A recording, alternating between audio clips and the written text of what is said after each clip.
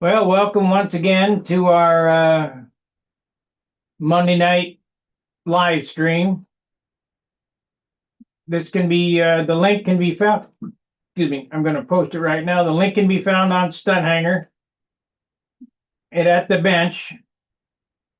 You must be a current supporter of Stunt Hangar or a supporter within the last 3 years, but that's going to end too. So get on board if you want to. Okay, it's posted. If you want to be a part of this,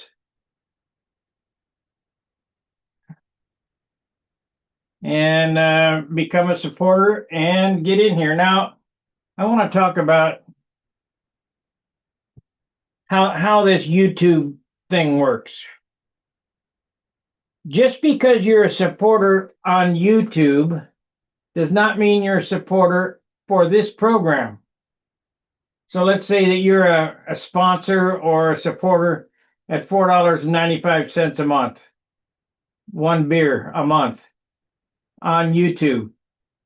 It has nothing to do with this program.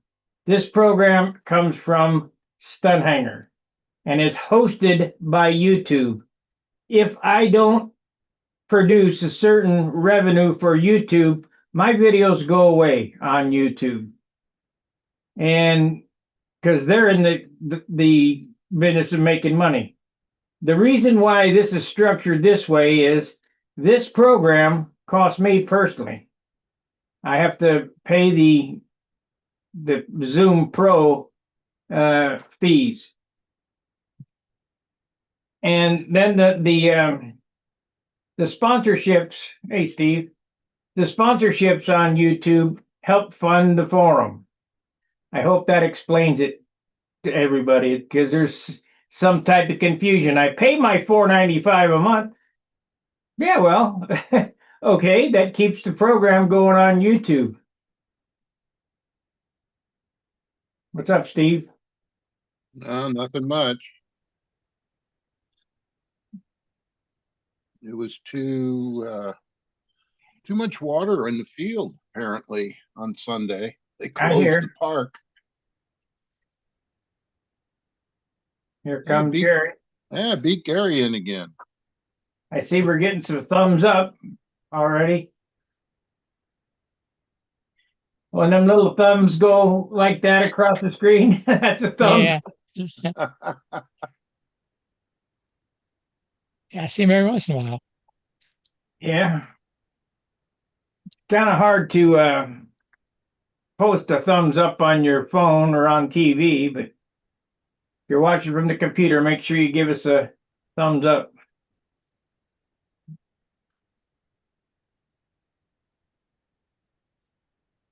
Ty Marcucci sent me back stuff from my Thunderbolt that I built in Dayton that he crashed. Oh, wow. The pilot, the speed controller, the switch, the timer. And they're still okay? Well, yeah. Pilot walked away? He has a little skin on his head.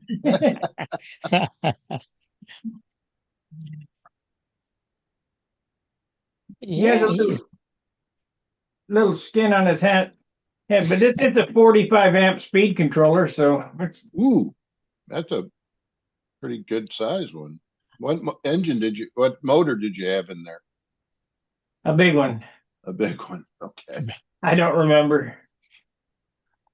So you getting any work? Nope.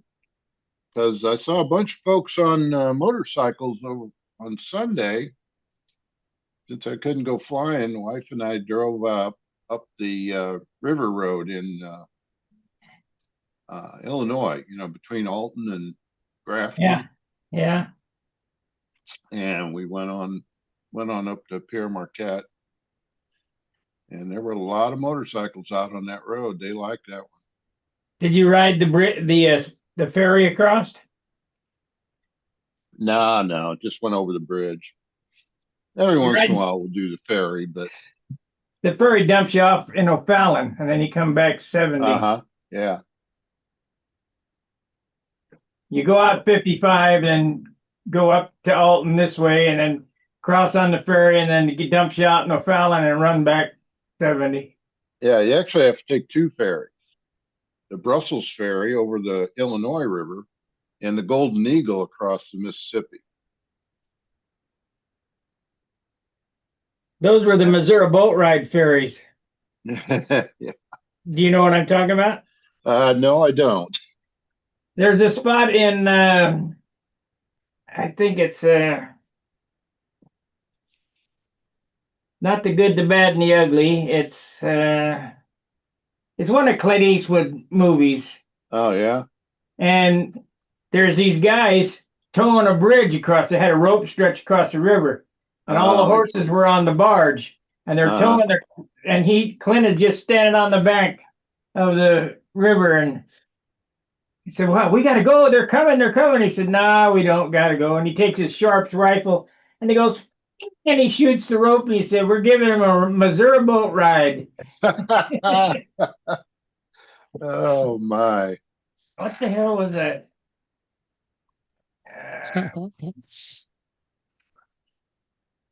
Steve Barry says I'll be in and out applying paint and trim and such.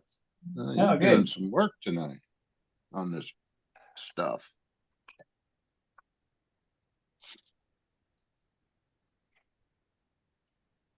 Mark P is on. Oh dear.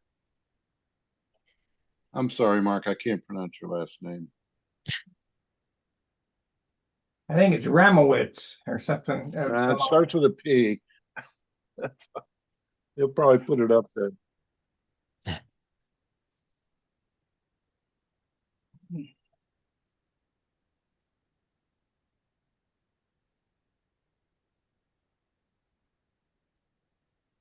I haven't done anything on my Aries.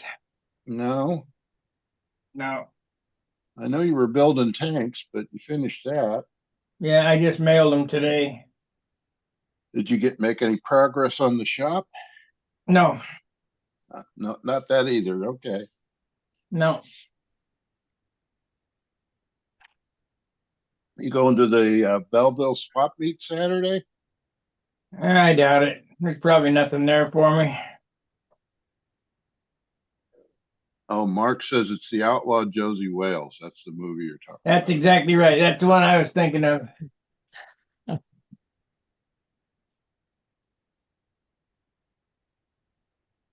Yeah. Josie Wales. Mm. So did you get your entry in for Brodak yet? I don't enter. Oh, you don't? I just wait till I get there. Oh, no, they got that little book, little paper pamphlet that comes out. Well, send it out. Make sure you get it out there. And yeah, it says, you got to pre-register. Okay. Have you bought your park permit this year? Yeah, I'm kind of a lawful guy, so I did. Oh, I did too. Oh, okay. I don't want any hassle.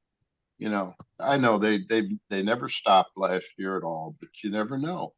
Somebody somewhere along the line might say, "Hey, we got to enforce this."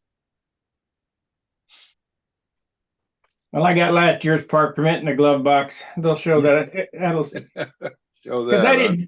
I didn't get it till late in the until summertime. Yeah, Good for a year. right. But they want you to pay it every year on January 1st. No, that's not how it works. They didn't prorate it for me. No, I don't think they're equipped to do that. And it's still just a piece of paper. Somebody gussied it up a little bit, put some graphics on there, but it's still just a piece of paper printed in a computer printer. What color paper is it? I don't remember. Last year's was orange. Yeah, it wasn't orange. And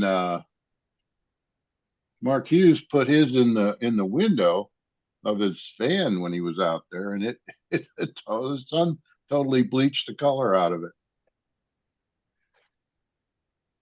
In that short a time? What's that? in that short of time? Over the summer. Yeah. Oh, over this. You Not put not just last year's in the window. yeah, not just one day. Oh, okay. Rice is on, says everyone. Hello, everyone. Like given. Daniel Berry Sports Highlights. Happy Monday. Yo, I don't think he does yo anymore. Yeah. I want to talk about Windows 7 too. If you're running a Windows 7 machine, you cannot get on Stunt Hangar. Oh, Please don't. really?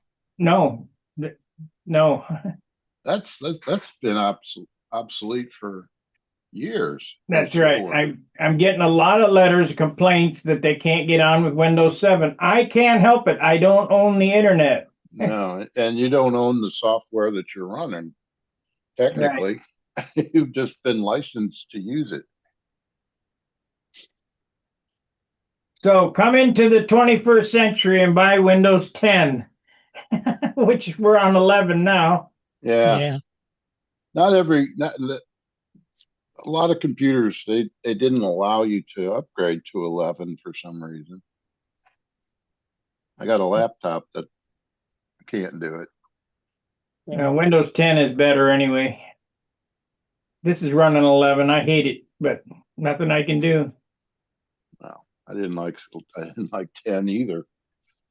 They keep burying stuff. We used to be able to get in there and I knew where everything was and could Oh, yeah. fix things and adjust stuff. And That's they why we keep, tried to make Stun Hangar, the updated version, as close to the old as possible. yeah, I appreciate that. Here comes Pete Bauer.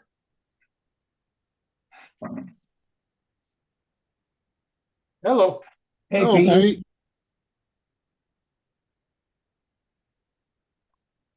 You must not be on a Windows 7 computer. No. Are people having problems with well, yeah, if you're running Windows 7, you got a big problem. Yeah, you're blocked. You can't get in the forum. Well, you shouldn't be running a Windows 7 anyway. That's pretty old.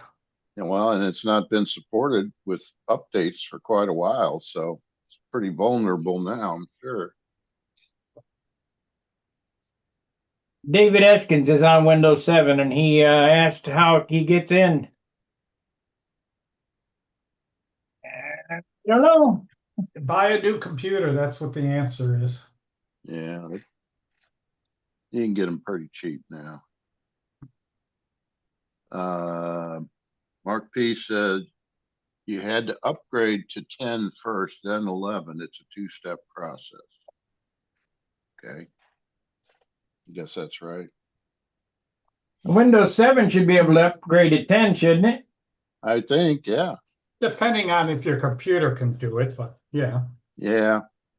Yeah, it grows and takes more hardware resources as they go up in versions. Right now, I'm offloading all my produced videos onto my 2 terabyte passport, my travel passport. That way I can delete them off my computer and free up some space. Yeah. Hmm. Yeah, we all got that problem. You get one of those nice big terabyte drives and you can put a lot on it. Yeah. It's a 2 terabyte drive. Yeah. I got a 1 terabyte drive that I didn't use for a while and I can't get it open. Oh, It will no. not open, so I just bought a new one. It's amazing how much storage space you can get now.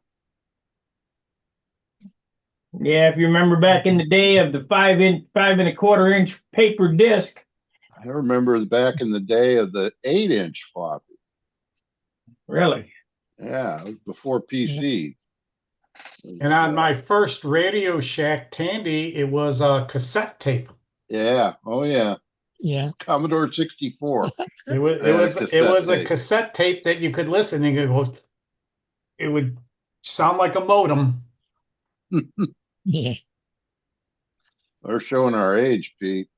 Then again, when I first started my computer stuff in college, it was on punch cards. Yep. Me too. Been there, done that. Well, And that's when one you're thing you don't want to drop. you I don't watched- want to drop or you don't want to go out in the rain in them. No. I watched a YouTube video today, and it was, well, there's a couple that I watched that were funny. The first one was in either the Iranian Farsi or whatever. You didn't have to understand the language to understand it. There's this guy wearing a turban, and he raises his right hand, and the screen goes boom, right? So then the next guy comes in, and he raises his hand, and it goes boom.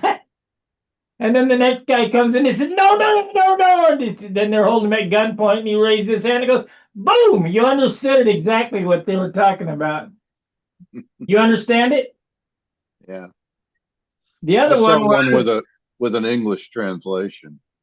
this didn't have English translation. The other one was, it showed a guy with an antenna, and he's wiggling around the antenna, and then he puts a tin foil on the antenna, and then he's dialing the phone, and just all the shit that we grew up with as kids. Yeah. Yep. Tinfoil on the TV antenna. Well, you had that automatic channel changer, right? Where Yeah, Dad the would say, kid. "Go change the channel," and you stood That's up right. and went. That's right. Yep. That was Yeah. it. I That was was- the channel changer. Yeah, Hold the antenna right there. No, a little more to the left. yeah. Move the antenna or go change the channel. Yeah. I think when I was a kid, we had 3 channels, and the 3 shows were Lawrence Welk, Bonanza, and Hollywood Squares. No, maybe it wasn't Hollywood Square. It was one of them programs. The match game. Match game predated Hollywood Squares. Yeah. Here comes Denny. Yeah, he's hiding.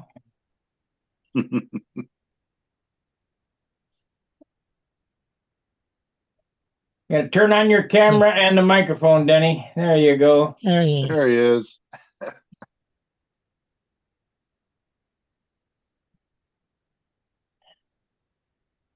He's got to put his ears on now. Mhm.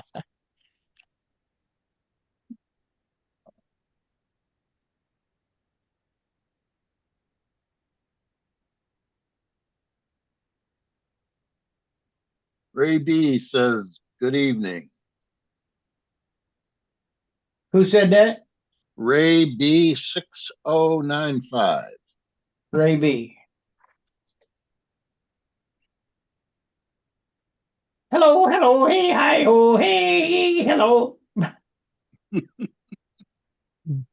smiling, Denny.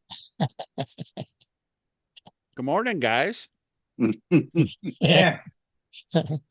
My wife's been out of town for a day or two, so time has no meaning right now. Day, Yeah. night, whatever. So wish I could say I was getting a lot done, but that ain't quite the case. So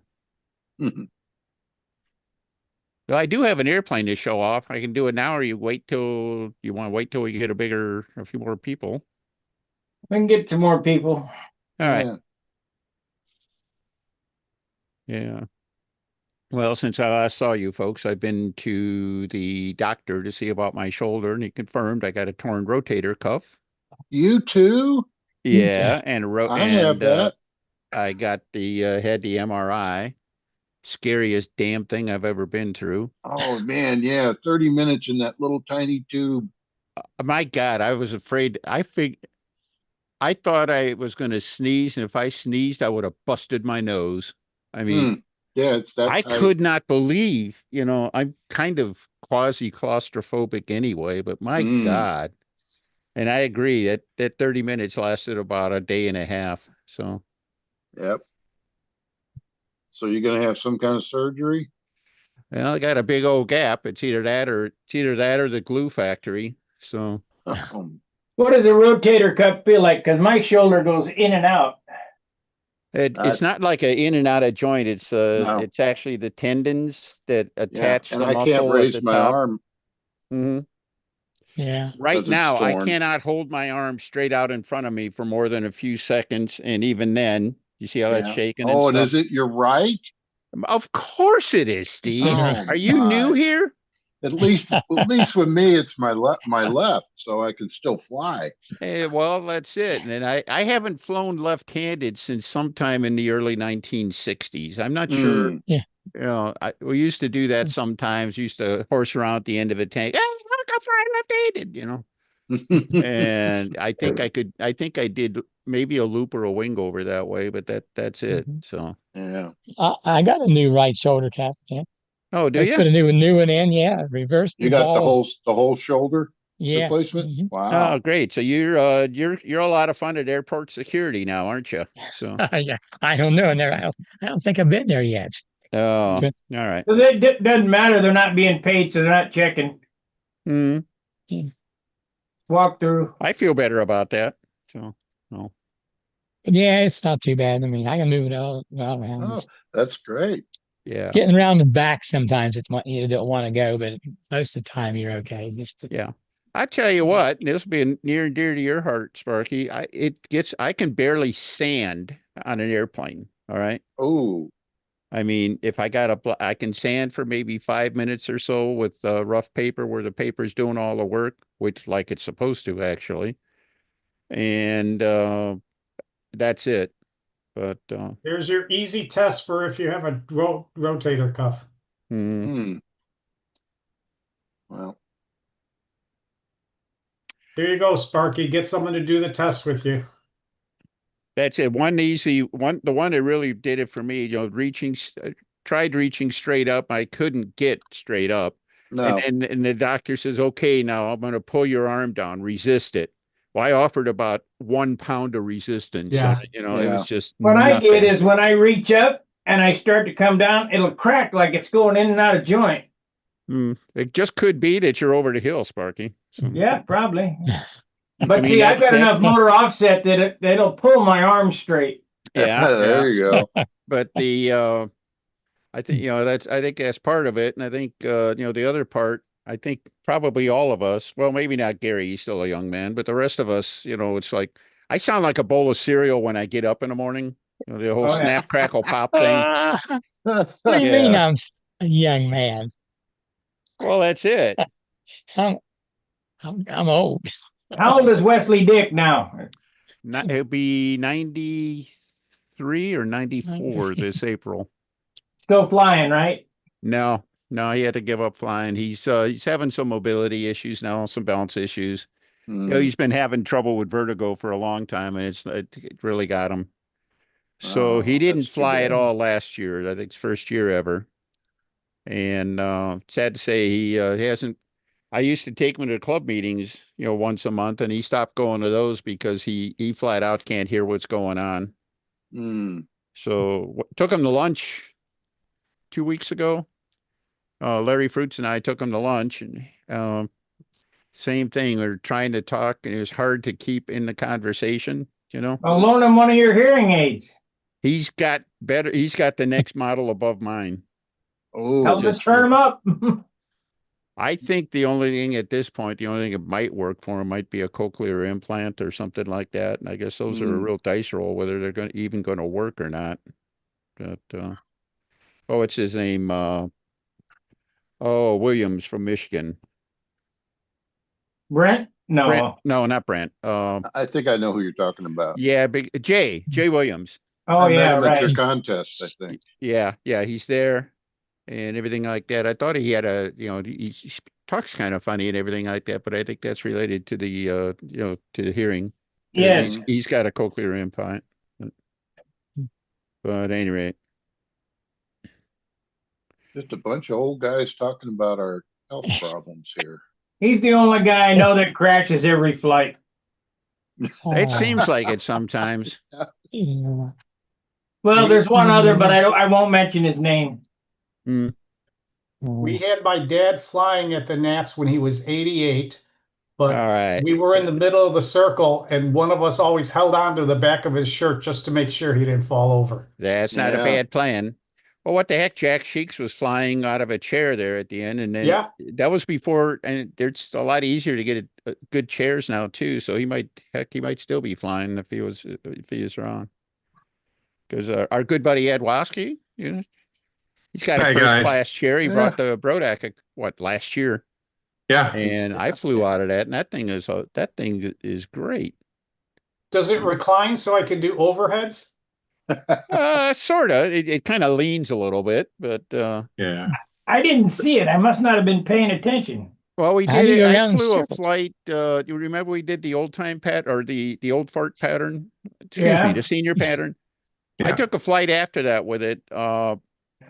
What's his name? I borrowed an electric ringmaster, the guy from Florida. Oh, Jim. I can't even remember his name now. That's the other thing that goes. Second thing that goes, memory. I forget what the first is. Anyhow, I flew an electric ringmaster from the chair, and it, a little 2-pound airplane, whatever. I could pick up my feet, and the airplane would spin the chair. Hmm. And if depending on where I put my hand, I could actually spin faster than the airplane could go. If I held my arm, I think to the right, the chair would pull me faster. I'd like overshoot the airplane. Hmm. But the friction was like no issue. The only issue I had when we set there up on a grass field and everything like that is that it wasn't dead level, Yeah. Getting right? it level. It was off a little bit and just had to wiggle it around, just moved it around a little bit till I found points for it. But other than that, it was great. It was easy to spin. Hardest things, like say, the airplane would pull you, would spin you in the chair. The hardest thing to deal with was stopping the chair to do the maneuver. And Drop a also, foot. if you got an airplane like here, Sparky, the thing's going to pull you all over the place. You're not going to have to worry about stepping back or anything. That would have Yeah. been kind of problematic. Yeah. That would be the only issue. Yeah, but the day I flew it, it was So- like, it was like a stun heaven kind of Yeah. condition. So it was, no issue. So make sure you got a long arm. Long arm is good. A long arm that actually works. Yeah. That's good too. Yeah. Like right now, I would not be a good candidate for the chair. But at any rate, I'll be going in and out of mute with these mutts that I got laying here with me. Hmm. Trying to get them tired. Trying to get them tired so I can get rid of them. huh. Good Well, I luck think with that. my cup went out while I was sleeping, and because in the morning it aches every morning. It's unreal. Hmm. I've talked to somebody about something like that. Heck, it was Larry Fruits talked about that. He said he partially popped his shoulder out, and he wasn't even really aware of what was going on, and then he I don't know exactly how he did it. I think it was just in bed, laying on his side, rolling over on his shoulder or something like that, and it popped back in. Hmm. And it stabilized again. But you might be in a situation like that where it's kind of not completely seated. I had to quit laying on my left side. Uh-huh. Because it was really bothering me. And it's bone on bone, they say. But when I lay straight and I do the exercise of keeping it back, it kind of got it separated again. So it really helped out. Where do you get that, Peter? Walgreens? Yeah, it's electric heated too, so you can plug it in. It's Oh, very boy. nice. Battery operated? You could use like it's like a cell phone type battery size. You can just use your extra battery for your cell phone, or it's got a wall thing. I use it whenever I have some pain in the shoulder, and it makes it nice and warm and holds it all together. And What's it called? Just a shoulder brace or what? yeah, it's a heated shoulder brace. You got that from Walmart?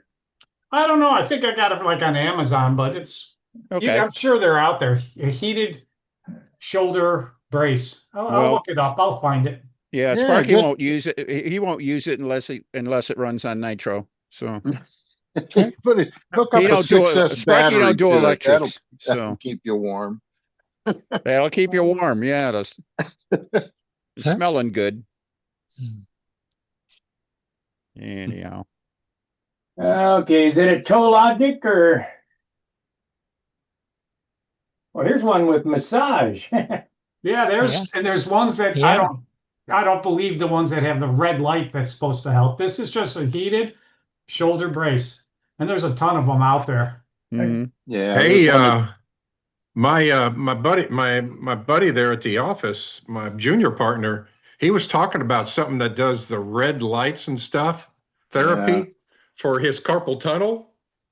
And he says he puts it on for 20 minutes and he was amazed of what it could do. And he thought it was a bunch of BS that his mom was talking him into trying.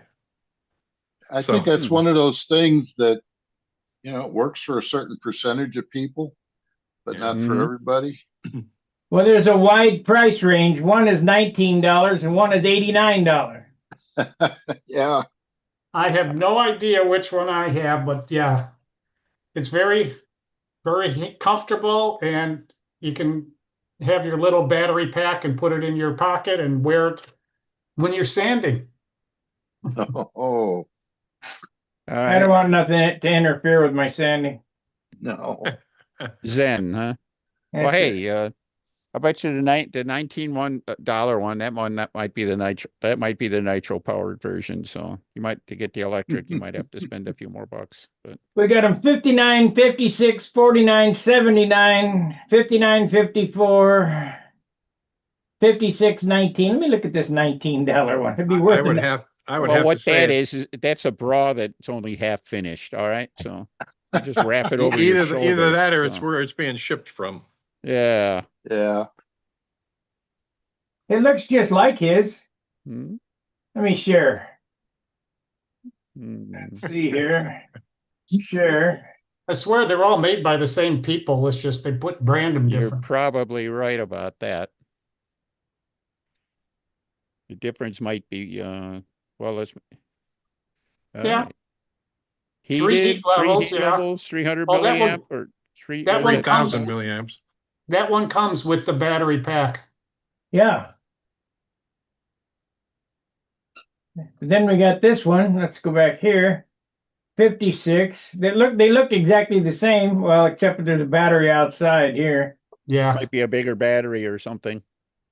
Let's see. Here's Hmm. 479. Let's look at that one. I don't. All right, some of them have massage in them too, so better be careful about that, or YouTube will kick you off. It'd be worth the try for $19, I suppose. Yeah. Yeah. That kind of stuff always, the advertising, they always have people wearing it that really don't need it. Yeah. They're 20-year-old Yeah. models. 20-year-old fitness freaks. Yeah, you're absolutely right. Absolutely. So I've been a stranger here, but Pete, it's really nice to see you there. So are you turning over a new leaf, or are these fine scale stunners, or what's going on here? So No, I just tune in when I have usually I had questions to ask about something. terrific. Well, hey, maybe I'll ask you one. I did an electric conversion for Brodak and used the Speed 6, the Jack Sheeks design. I guess it's a fun scale and everything like that. And I made the conversion so you could make one side of the profile fuselage completely smooth. All right. And then all the batteries and motor was on the other side. And the way I made it, you can literally flip it over and build, and you could choose to make either the inboard or the left side of the fuselage or the right side. There's some airplanes have a logo or something painted on one side or the other, everything like that. But that airplane, it looks like it should fly pretty good. Do you know anything about it? No, I don't know anything about it. The rules in like fun scale have been simplified so that you just have to vaguely resemble a real aircraft to fly it, and you get full points for static. Terrific. Boy, that sounds like a real challenge. So maybe I'll just put rondelles on my ringmaster or something like that. Sounds like it might fit. What's it look? British.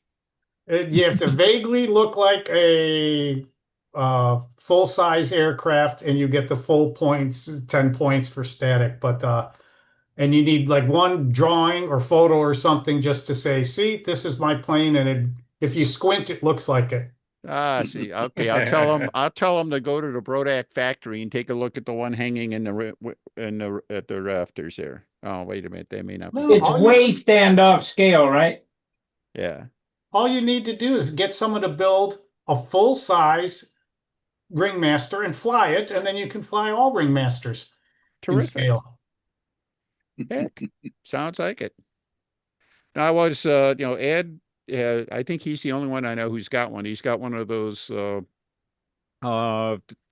the transmitter and the handle, the throttle. Yeah, line master. Yeah, line master. I was thinking, Yeah. those things electric, and of course, I like what Jack did with it. It's got a nice stunt airfoil and everything like that. It's flapless.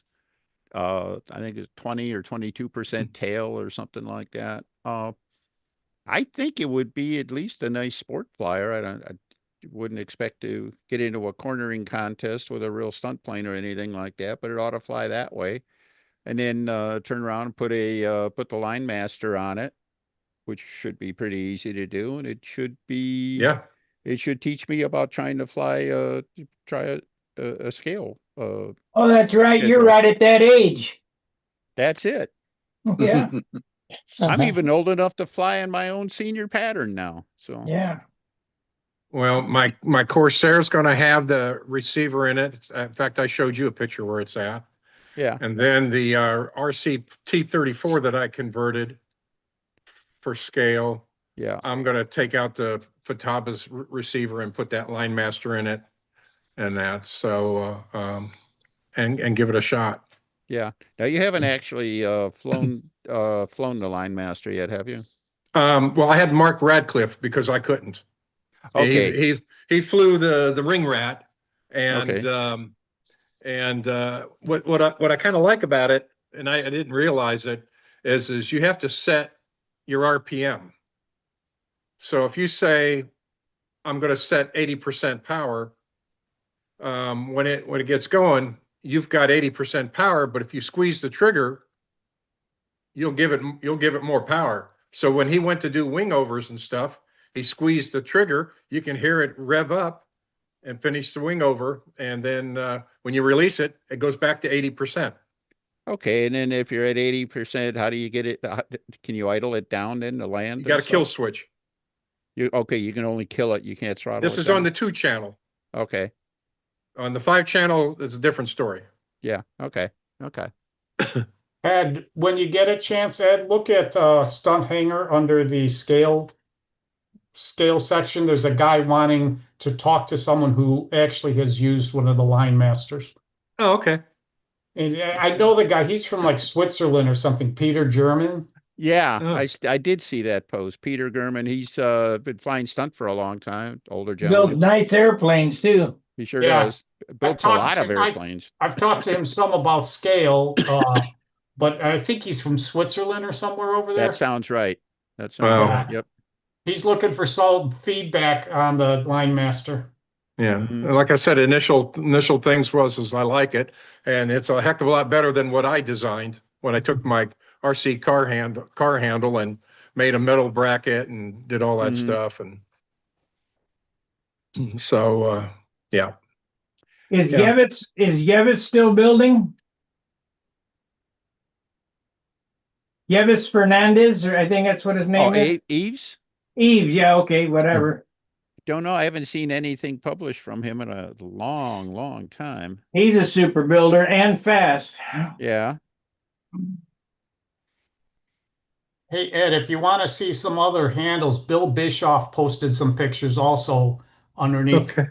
the threads there, and he built some very nice handles with like cheap RC things that he bought for like $35. It's just like Well, unbelievably cheap. and that's what I did. For $40, I got a 2-channel receiver and transmitter.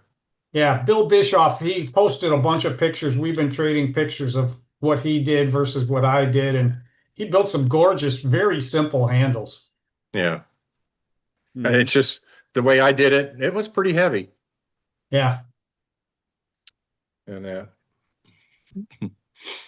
Well, as long as your rotator cuff's okay, you could probably still hold it, or you probably hold it up close to your chest or something too, two-handed, Yeah. whatever. You get a harness and you put a harness on with a lanyard on it to hold it out there, so you're pulling on your chest, not on your arm. Yeah, yeah, yeah. I I've bet you can seen find that. one of those at Amazon too, probably with heat and massage too. But I saw that at the last scale world championships, that one of the guys from Ukraine had a harness that went to his handle. Really? He ain't no new ideas, because I never seen it. I just yeah. He still dreamt he wrecked the plane in practice, Ah, but he had the handle and a harness and it went to hold it in. What's going on in chat, Steve? Nothing much. Roy Lane came in, said good evening, like given. Thank you, Roy.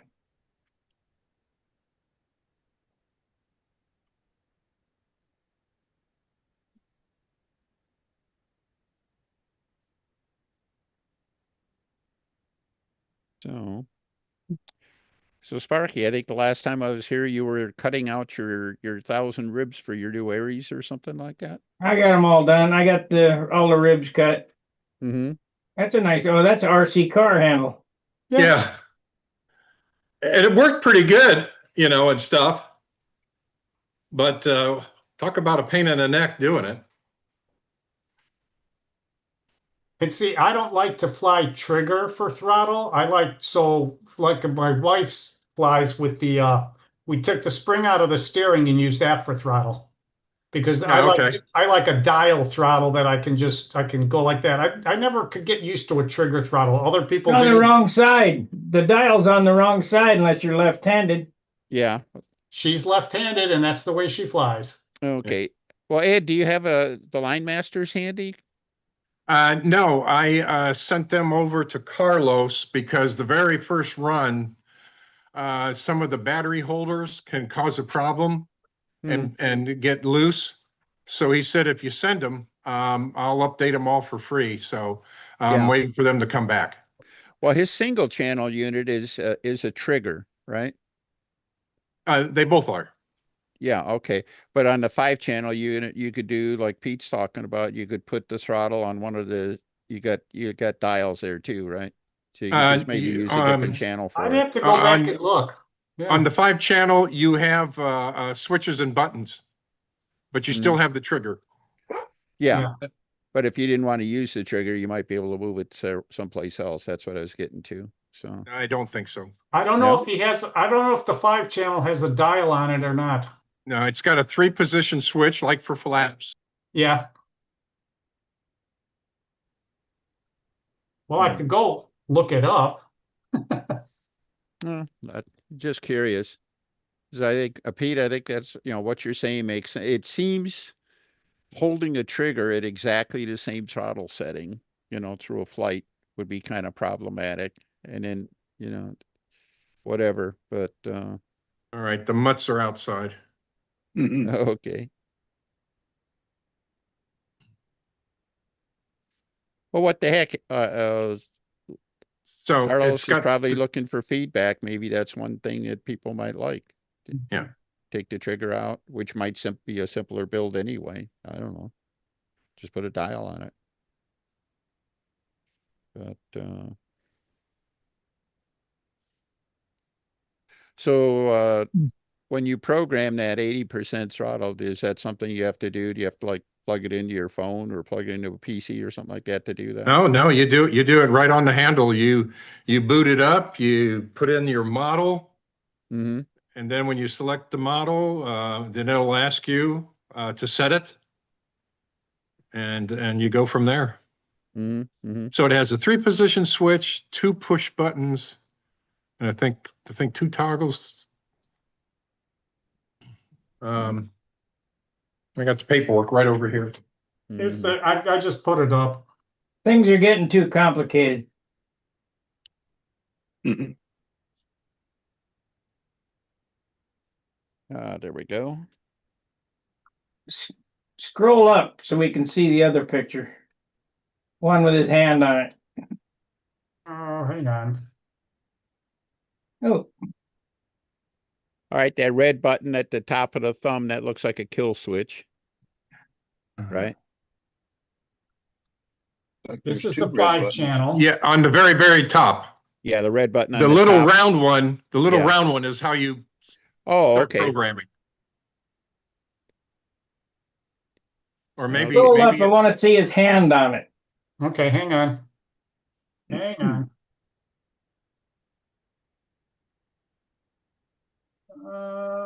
Where is? I'm more. Keep going. Keep going. That's at the bottom. That's where we saw it. No, I think he went to a different page. There you go. There's the small one. That's yeah, the. there's the kill button is that orange one right above. No, down below. Mm. Yo, Over that to one. the, yeah, that's the kill button. Keep going. I want to see his hand on it. There we you go. Mhm. Yeah, there's lots of videos out there and stuff. So Is that the Line Master site? yes, Yeah, Line Master is the website. you could. I just typed in Line Master control line and I found it. How much are Okay. they? Like 140, I think, for the 2 channel.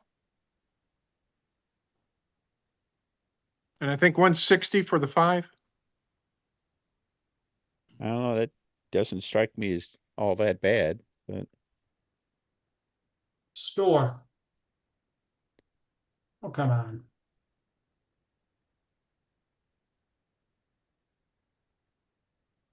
yeah, top of that page, I think that was it.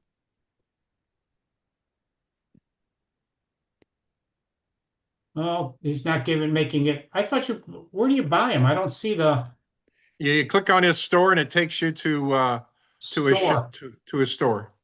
No, well, I see it right there. there. Up to the top black box. Oh, That shot. box right Go there. to Etsy store. There it is. I missed it. Yeah, there are the prices there. 178.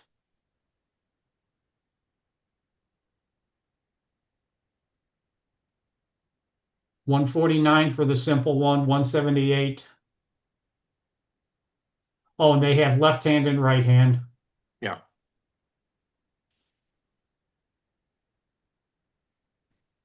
It sounds pretty good. Yeah, I just never got used to flying with a trigger, so maybe someday I'll switch when I get used to flying with a trigger. I So wonder you- how come they put bias on it. Because that's the way real hands are made. Yeah, is that how you hold your airplane handle? It absolutely is. Nah, you watch all the top guys, they hold it straight up and down. Hey, I'm the youngest top guy in history, all right? Well, not in history. Mhm. That's the way I hold mine. All right. Oh, and the nice thing is you didn't see it, but the little slide with the cable is removable, so you can use the same transmitter and just have different slides for each model. Mm-hmm. The Be handle care- is adjustable too, right? It's like Yeah. a cable adjustment, right? Yes. It's Yes. not like a hard point. Okay. Be No. careful with the slide because I know one of the guys in the club had one and was flying a plane with his kid, and the slide came out while flying. That's a bad idea. I don't see. And he said because somehow the little retaining clip had broken. Hmm. Okay. Yeah, this So- it does a good click when you put it in. Yeah, so he didn't realize the retaining clip had broken and the slide came out while flying, which was not useful. I thought that the way that was made, I thought you still basically grabbed it over the slide. I'd have to look at that again. It came out the The bottom. he slide goes said. from The the slide's bottom out the up. bottom. Okay. Yeah, it goes from the bottom and slides up. All right, but you still have, do you have your hand But on I think there's being talk about putting the lanyard on the slide. It That's what should I be. told him. I told him that a year and a half ago. Absolutely better be that. But nah, Sparky, that I don't know. That's the way my hand looks. They have that handle biased way forward. Yeah. Yeah.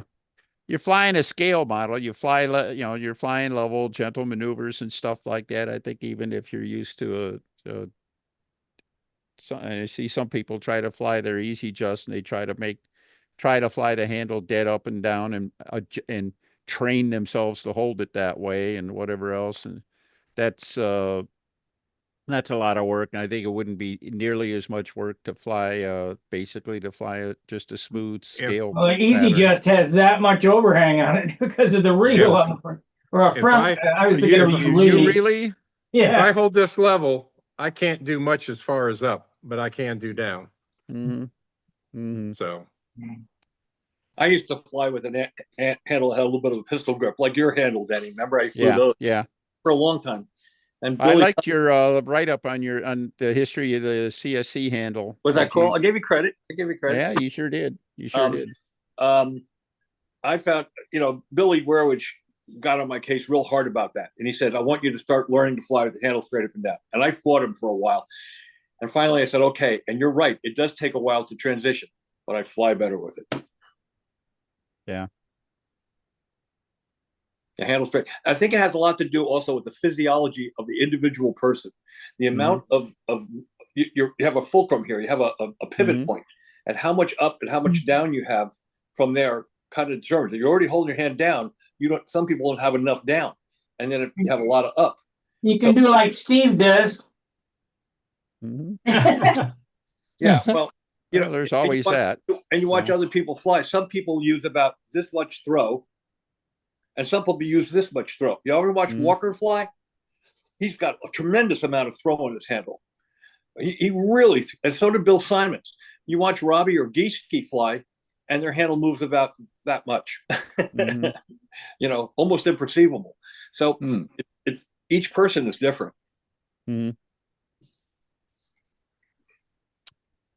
I think over time, as I get more seasoned, shall we say, I think I'm actually moving my hand less, and I'm liking airplanes that are actually more sensitive than less sensitive, because I don't have to work as hard to make them fly. I don't know if that makes any sense or not, but yeah, we change over time for sure. Yeah. I've noticed even I've taken airplanes that I flew a season before and bring them back out, and I'll think, gosh, that's not right, Yeah, scary, isn't it? Yeah. It just, of course, at one end of the life scale, it was growing up and, growing stronger and bigger and everything like that. Of course, things were, well, it works that way and the other way, only in reverse. So, Absolutely. Did you, by the way, get the letter, the email from Dave Midgley?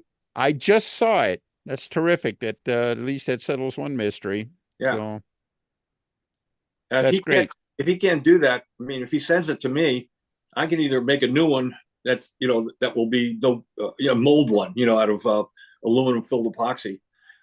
Yeah. I back when that was made, the only systems we see, Don Bambrick had one and determined that the only way he could get a decent canopy off his homemade system was if the thing was made out of punky soft balsa with lots of air gaps in it. And then you'd pull the canopy and it would look like a balsa, a chunk of balsa, and he'd have to go through and sand out the inside of the canopy, basically sanding out the balsa grain in the canopy. Absolutely. And the one I had to do that too. I mean, well, I think we can probably make either modify that mold or refinish that mold, or all it has to, it's right now, it's just smooth balsa, and it would probably take about half a coat of, epoxy or something like that. Right. It would And be, sand, get it smooth.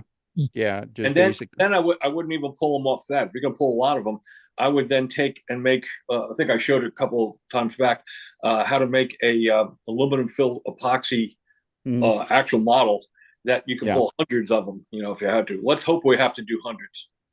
Yeah, I'd settle for one or two, actually. And it reminds me I got to get back to work on that. I have the plan pretty well worked out. Did want to talk to John Miller a little bit on need some help on a couple of And when you're couple ready, parts let of me it. know and I'll make you a lost foam setup for I sure will let you know. my treat. And Steve, I got your F-105 ready to ship. All right. So There it is. How about that? what is that? It's the F-105 lost foam system ready to ship Oh man, with the leading edge mold bucks and everything. you're going after a thud. A thud, a lead sled. Yeah.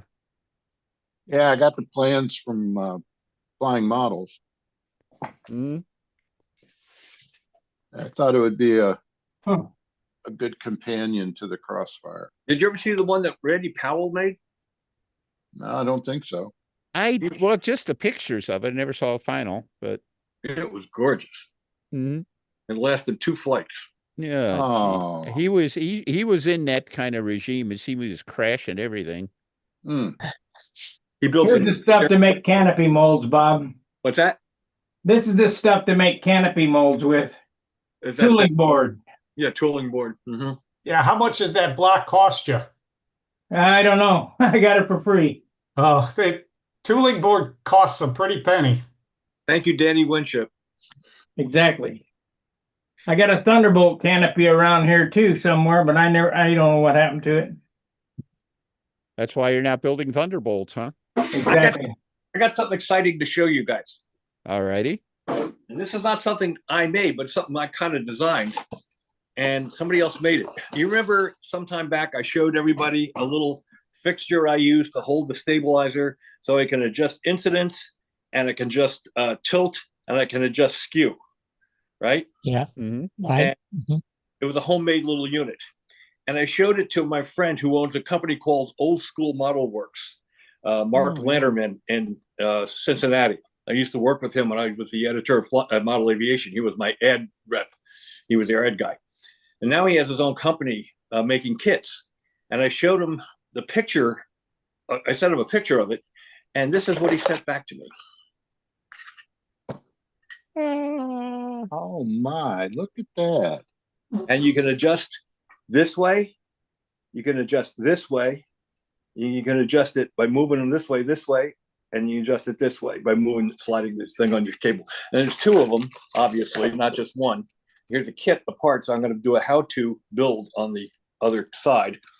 And he also is going to put extra plates in so you can put different shapes in. So he's selling those now? He's getting ready to, and they're going to be $27.95 How about that? for the kit. And he's doing a bunch of pilots now too. Is he? Yeah. Okay. Yeah, he's a good guy. Obviously, you have to weight it down with something, but I've been using that or one just like this, not as nice as this, for several years to put my stabilizers in to make sure I have no incidents or tilt or skew. So I just thought I'd tell you it's going to be ready by building season, and I'll keep you informed as to where to get them and Cool. everything.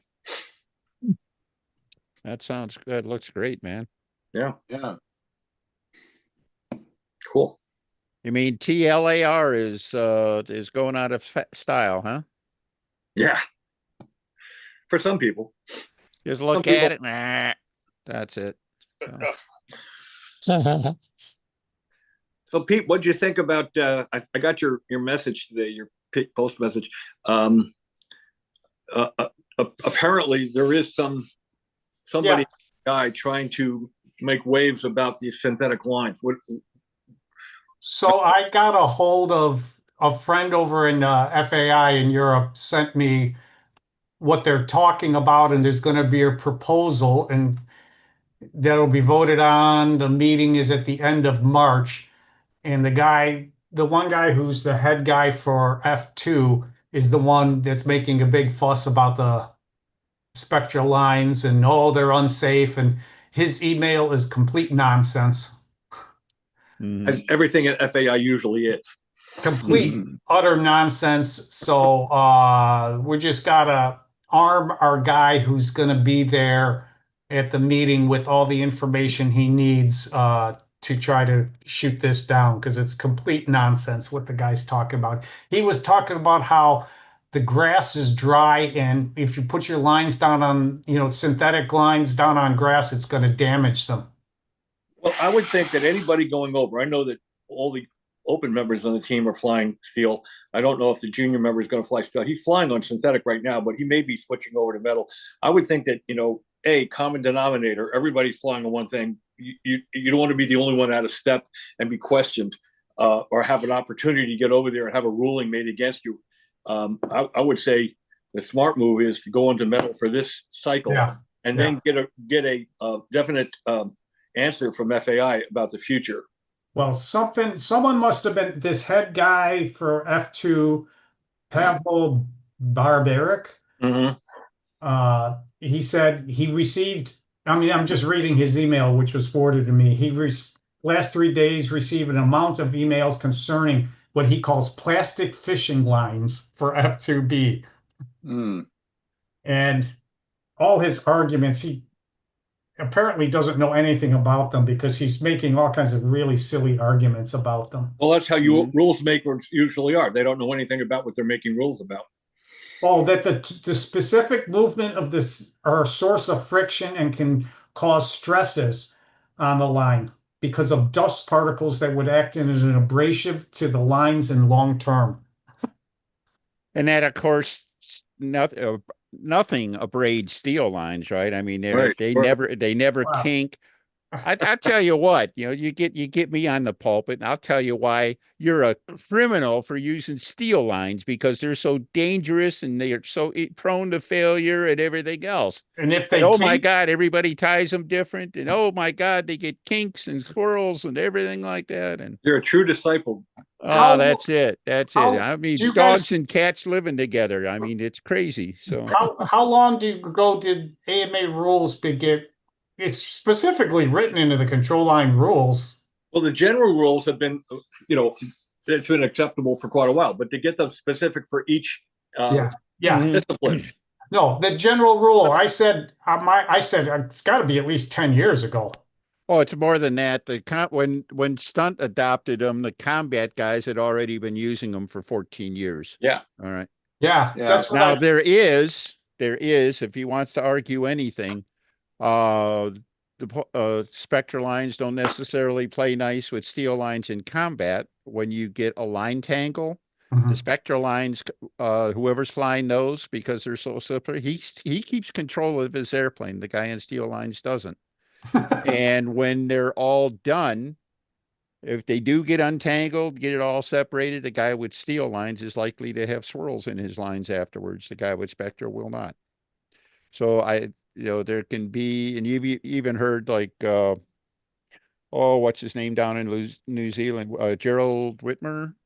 Yeah, he talks about, his family, they use Spectra lines for everything except combat because nobody else is using them, and he considers it to be considerate, not to use it. So are they allowed in FAI combat? They are. There's no distinction. There's no distinction in the F2 events that and I don't know. I don't have. They don't even say what line There's size no distinction. It just says pass the pull test. That's all it is. Right. There's no line size, no cable diameter or anything like that. It's just pass the pull test. Yep. So I get worried that if somebody goes over there flying those and there's an emergency rules proposal, somebody just gets a bug up their tail and makes a. It's like March 27th or 28th is when the voting is, and we'll know. We got a guy going over representing, well, it's all the US stuff from AMA. Is that Bill Lee? No, it's a guy. Unfortunately, the guy going over there is John Langford, whose background is more in the model rocket side. But it's all, we AMA works with all of them, and that's who's representing all of us. And arm him with the right knowledge about them, Yeah. So who would be the best one to write up a little paper, 1 page or so, that we could get to this guy? Dennis. I can't commit to anything right now. I'm going to be getting my arm sewn back on sometime in the near future. Your arm? I got a rotator cuff. Oh, I thought you lost your whole arm. No, my goodness. Well, okay, it's not, I mean, it's not lost in that I know where it's at. I can't find how to Dennis, make it Dennis. work. All right. Dennis, I've told you 20 billion times not to exaggerate. I think he lost his And arm when I fell never, down and broke my hip. ever exaggerate. Yeah. To write up something, how about Brett Buck? Yeah, he put Actually, some very he's cogent. actually in the comments in Yeah, the forum, he already made some really, really good things. I just want to arm our person with the information that they can just read off and say, this is silly. Yeah, we got a real nice long thread on the experiences Yeah. people have had with Spectra, and it's, a lot of people, most of the people have tried them, have liked them. Some of the people said, I'm not so sure. Some people use them on certain airplanes and on others, whatever. Well, Yeah. I'm over the edge on them and everything like that, so I don't even look back. So I gotta put in the rule proposal for scale because everyone's like, why can't I use them in scale? Well, because no one ever changed the rules. yeah. Well, if the scale event has a has rule specific, call out for steel, I didn't even check that. If It you're does. using, It does. yeah, all right. See, we had that in stunt too, and then there was there I don't know if, I guess all the events must have it. Like Bob said, there's I don't know how long it's been in the general rules, but it's been in the general rules for a long time that you could use either. They had Yeah. guidelines published. And I'm guessing that the guidelines in general probably time-wise correspond pretty close to what how long the combat guys have been using it. So that's at least that's like 20 years now. In control line general, Yeah. 5.3.5.1. Yeah. Let me share that.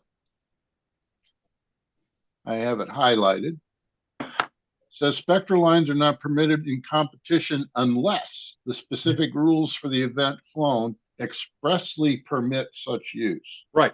Which is why we didn't use them for a long time, because we didn't expressly permit them. Right. And now there's a sentence or paragraph in there Yeah. that And says material, it doesn't matter. Yeah. And now combat and precision aerobatics are the two that specifically allow it. And like I said, I got to change the scale one next time. I got to put in the proposal because it talks steel only. Yeah. Yeah. I Yeah. would think in scale, Yeah.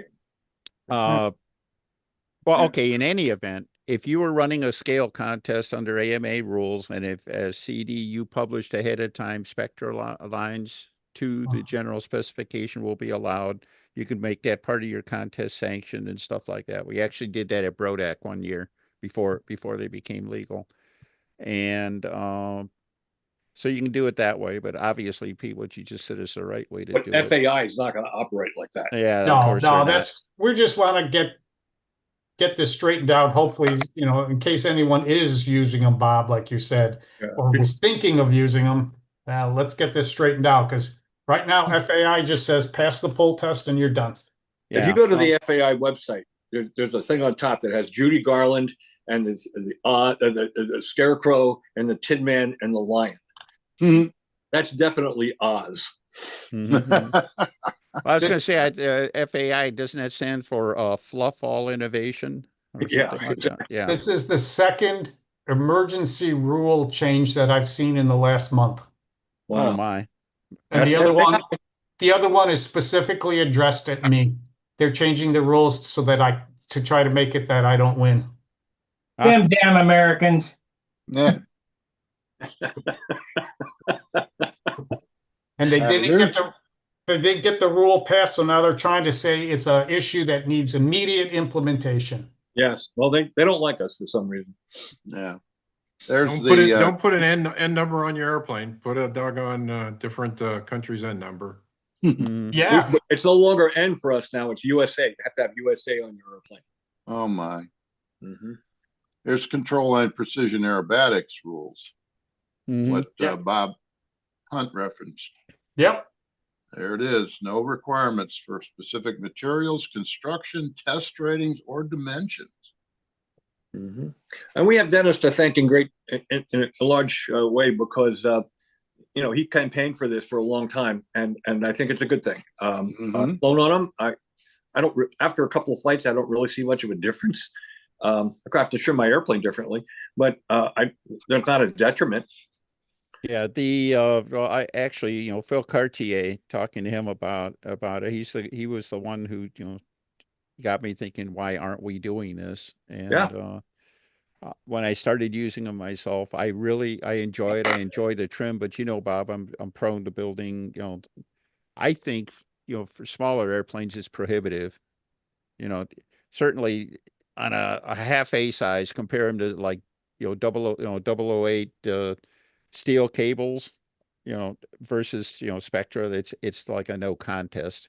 And you keep going up the scale and you go up to an 80-ounce airplane. Well, 80-ounce stunt plane, well, probably doesn't, if you're at 80 ounces, I don't know what the Diminishing heck matters. return. It's a Shame diminishing. on, yeah. And, stuff I like right around, in the mid 50 ounce and less, I think it's an advantage. A comfortable advantage. So I think it's crazy we know they work. Yeah. If the combat guys are using them, And they're and more, it's the bottom line, Bob, is that we're not talking about a rule that mandate that you use them. It's That's like right. just mandate that they're safe within the definition of a pull test and everything like that. And, absolutely, I agree. can I say that they're more forgiving, that I don't have to worry about kinks? But you do have to worry about blades of grass.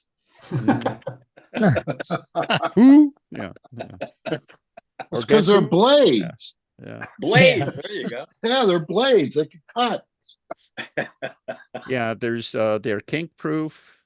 Yeah, because how many sets of steel line have you thrown away when you got a kink in it? How about it? Especially solids, which I flew most of my life. Yeah. Mm.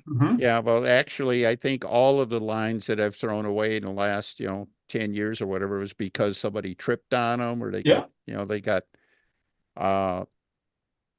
just flying with West the one day and he landed, we had our lines draped in a circle, of course, and he managed to land right on top of mine and he hooked it with his tail wheel and he curled about 30 feet of one line. All right. So I go to walk up and go, what the hell is this, I didn't know And- Wesley flew carrier. Yeah, that's it. That's it. Hey, I got a little show and tell. Real short. All right. All right, last week I was showing, how I put the motor mounts in these nacelle crutches, right? Yes. Now to get some shape out of them, if you notice, I added 3/16 balsa to the sides of the actual crutch. Mhm. There's a doubler. There's 3/32 for the actual side, crutch side, and then there's a piece of 3/16 very soft balsa tack glued on. So after I carve and sand, I can pop that off and not only hollow that piece, but also hollow down to the plywood doubler on the inside of that piece. Take out quite a bit of wood. Okay. Mhm. So now I make up little templates off the plan, that give me my shape for my top and bottom blocks. Right. All right. And then I cut out a balsa, a blank to make the bottom block. I haven't got top block cut here. And I also make my little opening out of 1/64 plywood. And then I put it all together and carve it to shape. And that's what that looks like. Ooh, Terrific. nice. Whose spinner is that? That's the Brodak 1.5. Now this is not going to have a 1.5 inch spinner. It's going to have a 1 1/4, but I want to go to 1.5. So when I do the opening, it has a consistent opening around the edge of the 1 1/4 inch spinner for what they call an annular inlet. Mhm. There's some, as we talked about last week, there's some discussion about it not being an inlet. It's actually an outlet because the spinning prop causes a Negative pressure on the back. pressure vacuum and pulls the air inside the cowling forward through the motor and out around the nose ring. So it becomes an annular outlet. But either way, it makes the motor run cooler, so I don't care. And it looks cool. So that's my little how-to. You carve and sand that, and then pop it all apart and hollow everything. And then it's pretty much ready to go on the wing. You got a pretty good aluminum, for lack of a better description. You got like a mandrel to carve it to and stuff like that. Pop it off and whatever. Put it on the next mandrel? nacelle. Yeah, that you're using that spinner almost like, like a shaping form or Yes, something yeah, like this is that. just for Yeah. shaping. Exactly right. Yeah. Yeah, you get that, you gotta, that defines the taper and everything like Yes, that. So, it gets scratches in it, but I paint my spinners anyway, so they have to go into the lathe or drill press, get scuffed up for paint and primed and painted anyway. So I don't mind scuffing it up. I have one or two that I just use for carving. do you use metal spinners then in the final, and that, or are you getting them printed? I've been using some of those Chinese carbon spinners. I like those a lot, Okay, but I can't get them in every size I want. So right. the Rodak 1 1/4 needle is, I went and bought a whole bunch of them. I went $250 worth of spinners last time I was out there. That was 3 spinners. Yeah, Seemed like it. I bought a whole bunch of them, and they're really nice, but they require a little different hardware. You got to get a counter bore, a 1/4 inch. I think I forgot what the size is. Maybe it's a 3/16 piloted 3/8 counter bore to mhm, make them adaptable to all the rest of our hardware. So right. I got a lathe now, so I can do all that, make my own custom union nuts and everything. Terrific. Yeah. You always have interesting show and tell. All I have is that's our team hats for F4. There you go.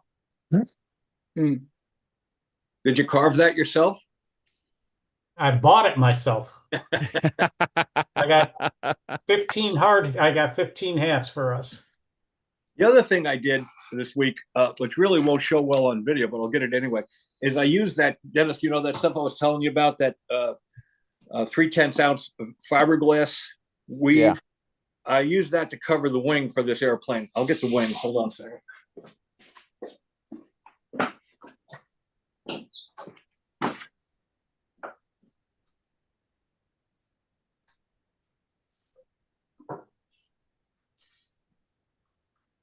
And Hey, before you get started, I got one question. yeah, What is that red airplane hanging up over your shoulder there? that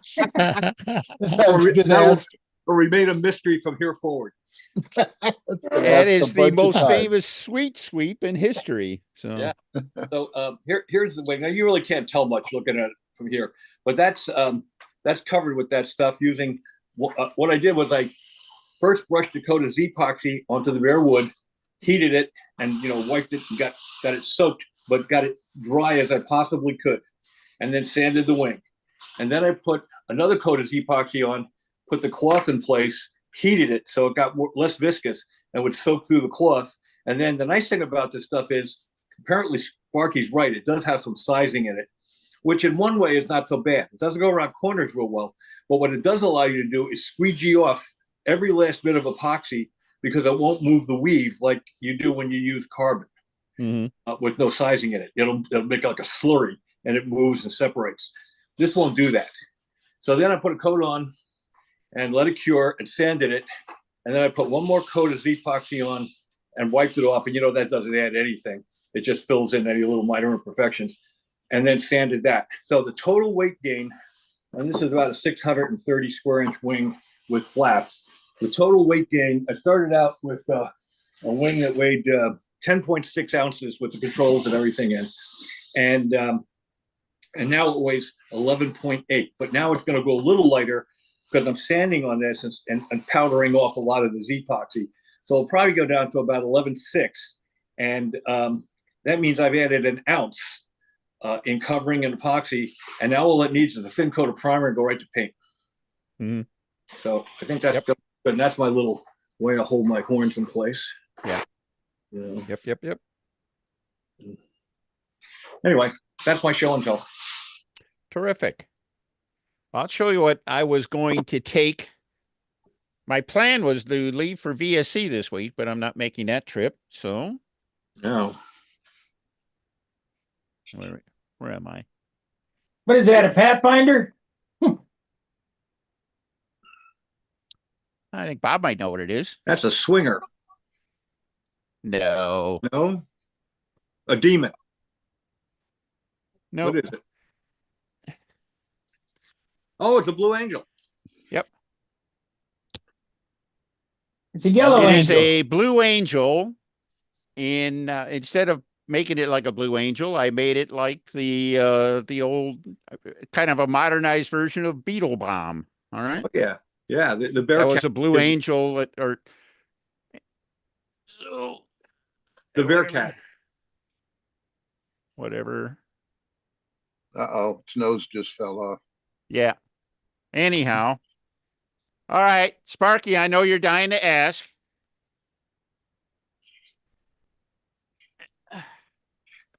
Sparky, I can't How believe much you does it haven't. weigh? Hey, 50 ounces with a full tank of electrons. That's not bad. That's real Put good. that in Wow. perspective. That's exactly what according to the original article, that's what Larry designed his to be with a Fox 59 With no fuel on board. with no fuel on board. I got a full tank of electrons. There you go. Nice It's got job. one other. Let's see. I don't know if it's still not quite aimed. I've never had it. This has got the battery in it, and I did it on purpose for this, but you see that? Yep. Yeah. So it means the gear is like right at the CG or virtually right at the CG, Yep.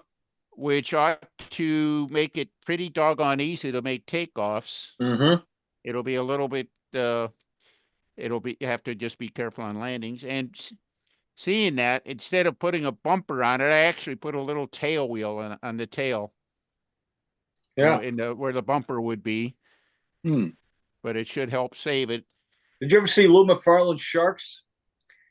They had the same thing. They were about if you just touched the back of them, the back end would fall. Okay, I don't remember that about them. I remember my dad built one, and I remember it wouldn't sit on the nose wheel without the engine and stuff. But I didn't think it would. I don't think his turned out quite that close. And of course, by the time I finish, by the time I fly it and balance it and everything like that, I think the CG is pretty close. But I think it's probably going to end up that way. But that trouble you were having last year, I 2 think years it was ago. or 2 2 years years ago, 2 years yeah. ago. With takeoff and stuff, with the trouble with trikes is that sometimes they stick. They're hard to make a smooth takeoff.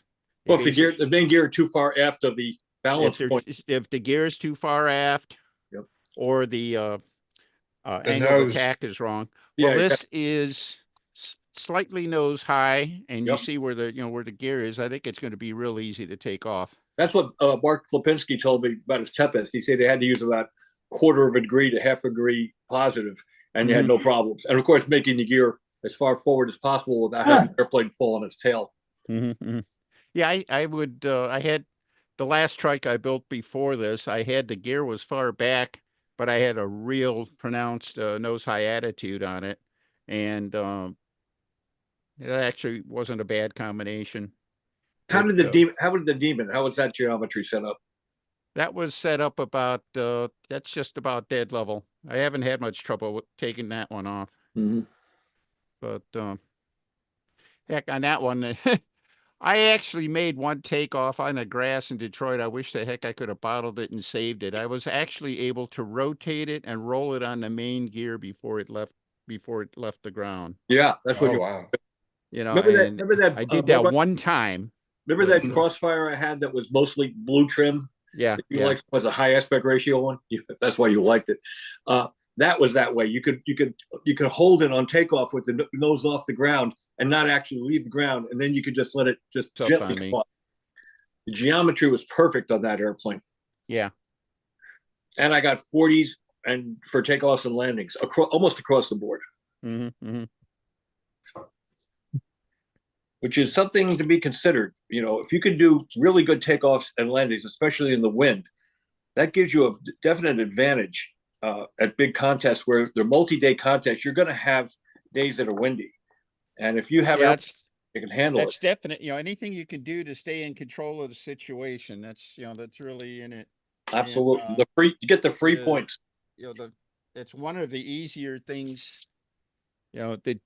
That you can really do consistently too is the quality of takeoff and landing is something Absolutely. you can do. And it's really takeoff and landing is you have to be good because it's too easy to fall behind. Put yourself behind the corner before you even start the flight. True. your pop-off takeoffs you were worried about and everything like that, that could have set you behind before you even, Well, that's what before you even got into your flight. So Bart came up to me that, because I've known Bart for years, and he came up and said, would you mind if I coached you? I said, I'd pay you to coach me, yeah, Mhm. And so we went out, and he said, the flying is fine. The little things we can work on. He said, the flying's good. He said, your takeoffs are killing me. Yeah. I said, oh, I put a little pressure on it, and it leaps, and I couldn't get it. And he said, well, lengthen the nose gear. I said, I don't have the capability of lengthening the nose gear without going home and redoing it. So that's when I switched over to the Genesis and flew that instead.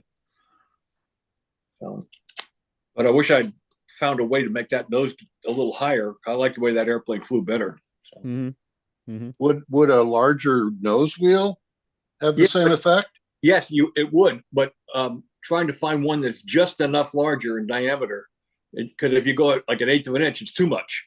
Mm. I need like a like 3/64 of an inch, or 16th of an inch at the most. I don't know. I think it's easier to deal with it being nose high than it is being nose down. Yeah, I agree. A lot nose high, I think you can deal with. But it doesn't look as cool, but it scores better. It does. It's going to score better, and you can go, I think, a fair distance before it's even really visual. But it's like a hot rod. They look so cool with that nose down a little bit. Yeah, yeah. That's a cool. If it sits a little nose high, then the biggest problem you have to worry about is you have to just be conscious enough not to try to make 100-mile-an-hour landing. Exactly. Yeah, you just let it slow down just a little bit and flare it. And well, again, you drop it on the mains anyway and hold the nose off until it goes around, and then just put it down. Do you ever watch? Yeah. Ever watch Raby land his Mustangs and his Sea Fury? Of course. He rolls it around all the way around the circle on the mains, tail high, and he gets right in front of the judges. The airplane stops and does that. Yeah. It drops the. It was so cool. That's got to get. Yeah, he usually, frankly, I thought he made terrible landings, except they looked good, because he'd always come down and he'd smack the thing into the ground with those shock absorbers. And it would kind of clump around, but I guess between the shock absorbance and then the fact that he was just holding a ton of down elevator on it. Do you know how much incidents he had in the stabilizer of those airplanes? That what again? Incidents and positive incidents in the leading edge of the stabilizer. Yeah, it was visual. 4 degrees. 4 degrees. Yeah. 4 degrees. Mm-hmm. Well, he also, the Sea Fury had a non-symmetrical wing. So yeah, some of them, yeah. Yeah, he had a one on the sea barrel he did, yeah. Yeah. Seesaw, whatever. We called it the sea barrel. Yeah. Mm-hmm. It was still the most impressive stunt plane I think I've ever seen. Yeah, it was. He did it his way. God bless him. He put himself in a bind as far as technically to get those things working right, and he made them work. So God bless him. Mm-hmm. Mm-hmm. But that thing certainly had stage presence like nothing else I've ever seen. So absolutely. Anyhow. Well, so with your tail or your front wheel, though, if there got a bump in the grass when you're starting to take off, would it automatically move tilt you up before you get? If there's something in the head of it in the grass and it hit the wheel, since it's so touchy there, to cause it to go up like that before you could. Well, yeah, but they were only for landing. The airplane would compress down all the way on those things eventually, but he had a little bit of suspension for landing only. For takeoff, when it took off, they just you could see him actually go boom and come out, because it had quite a bit of throw. What was about half an inch of throw? Anyway, half or three-quarter. So you can see when he get a Bearcat report, we'll get that. They dropped down. You can almost hear them bang down. Well, he had like little ink pen springs on them. They were not true shock. They weren't made to support the airplane. They were made to just basically ease it down. The airplane would jam down onto them after it had touched. When it's down, it wouldn't be in the middle of the spring. It would be all the way compressed. Yeah, it would be just at rest. It would be against it. The biggest trouble he had on the landing is that he got better with it over time. Is that he at least had a couple of occasions where he nose right over because he's holding too much down elevator, and he'd get caught by a wind gust or something. And then also, while he was rolling the airplane, if he was too aggressive with the down elevator, it would be rolling on the wheels with the nose down appearance, and that didn't look very good. but that didn't happen real often either. So He was something. made it work. He did. Like Frank Sinatra, he did it his way. Boy, I gotta that's for take sure. off, guys. Thank you. Hey, All right. nice chat, Pete. Good. Take care, Nice to Pete. chat with you tonight. Yeah. Take it easy. He's got to be a closet stunt flyer. He's a scale guy, but he keeps coming onto the forum. So I think we can get him into stunt. Maybe. Well, Pete, I think his brother Mark won junior when I won senior. One thing I Was meant to talk about when I showed this before is these little, whatever the shape of the opening I want, I make out a 64th ply, and I glue it on the center line Right, of the block before I carve it. right. And I carve right up to it all the way Mhm. around, give the exact shape I want. Then I punch through with a carbide bit, open it up a little bit, and I take a Dremel drum sander very carefully, go out to the edge and leave about 3/64 at the most a 16th, probably not even a 16th of wall. And it protects that edge. I'll show you one here. So, Mhm.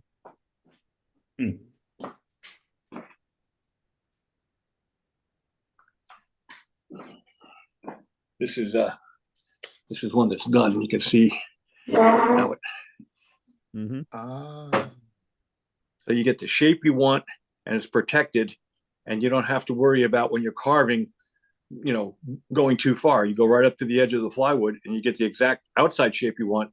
Then you open it up and get the exact wall thickness you want. Mhm. How thick is that cowl? How thick is it? Yeah. Well, it's got a little bit of meat to it because that's the removable part. If it doesn't weigh anything, but it gets some use, So I want it to be a little bit more stable. I imagine you could take a little bit more. I will take a little more out of this side over here. You can see it's, but this is about 5/32 of an inch. Mhm. Yeah. Is that plywood raised from the surface?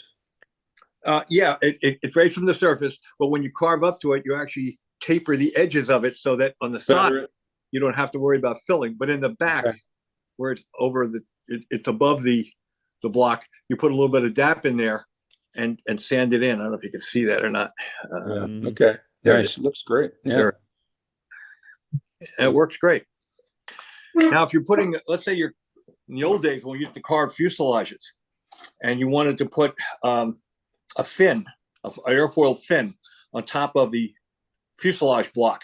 Well, you could make another piece of plywood, 1/32 plywood, the same shape as the base of the fin, and tack glue it to the top of the block before you carved it, and you carve up to that, and when you put your fin on, it fits perfectly.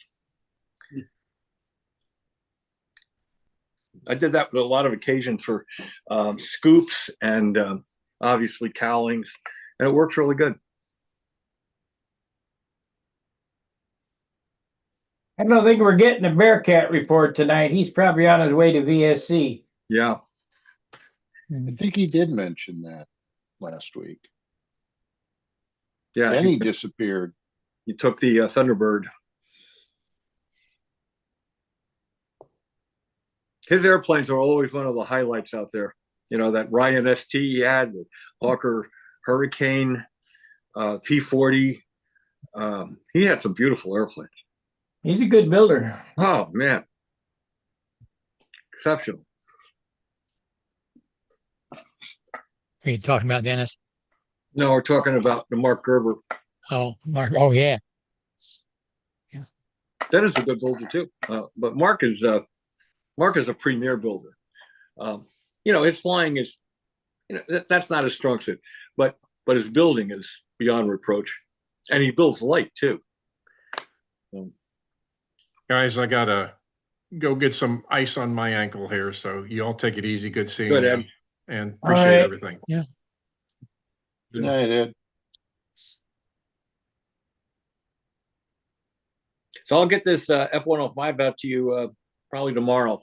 I got to get a box made. I don't have any cardboard anymore. I used to buy cardboard, 100 sheets, 48 by 60 by double thick cardboard to make my own boxes. And I'd buy 100 sheets at a time, and I make like 3 trips a year down there to get them. Oh, But I'm all out of it, so I'm going to have a box made. So I'm going to charge you for the box and for the shipping, but the wing itself is free. that's fine. Just let me know. I just shipped 2 carbon fiber tanks today, $25, and they didn't even weigh an ounce. Oh my. Actually, it's 2 ounces, an ounce apiece. It's crazy. I sent something out to Greg Meyer. You know Greg? Yeah.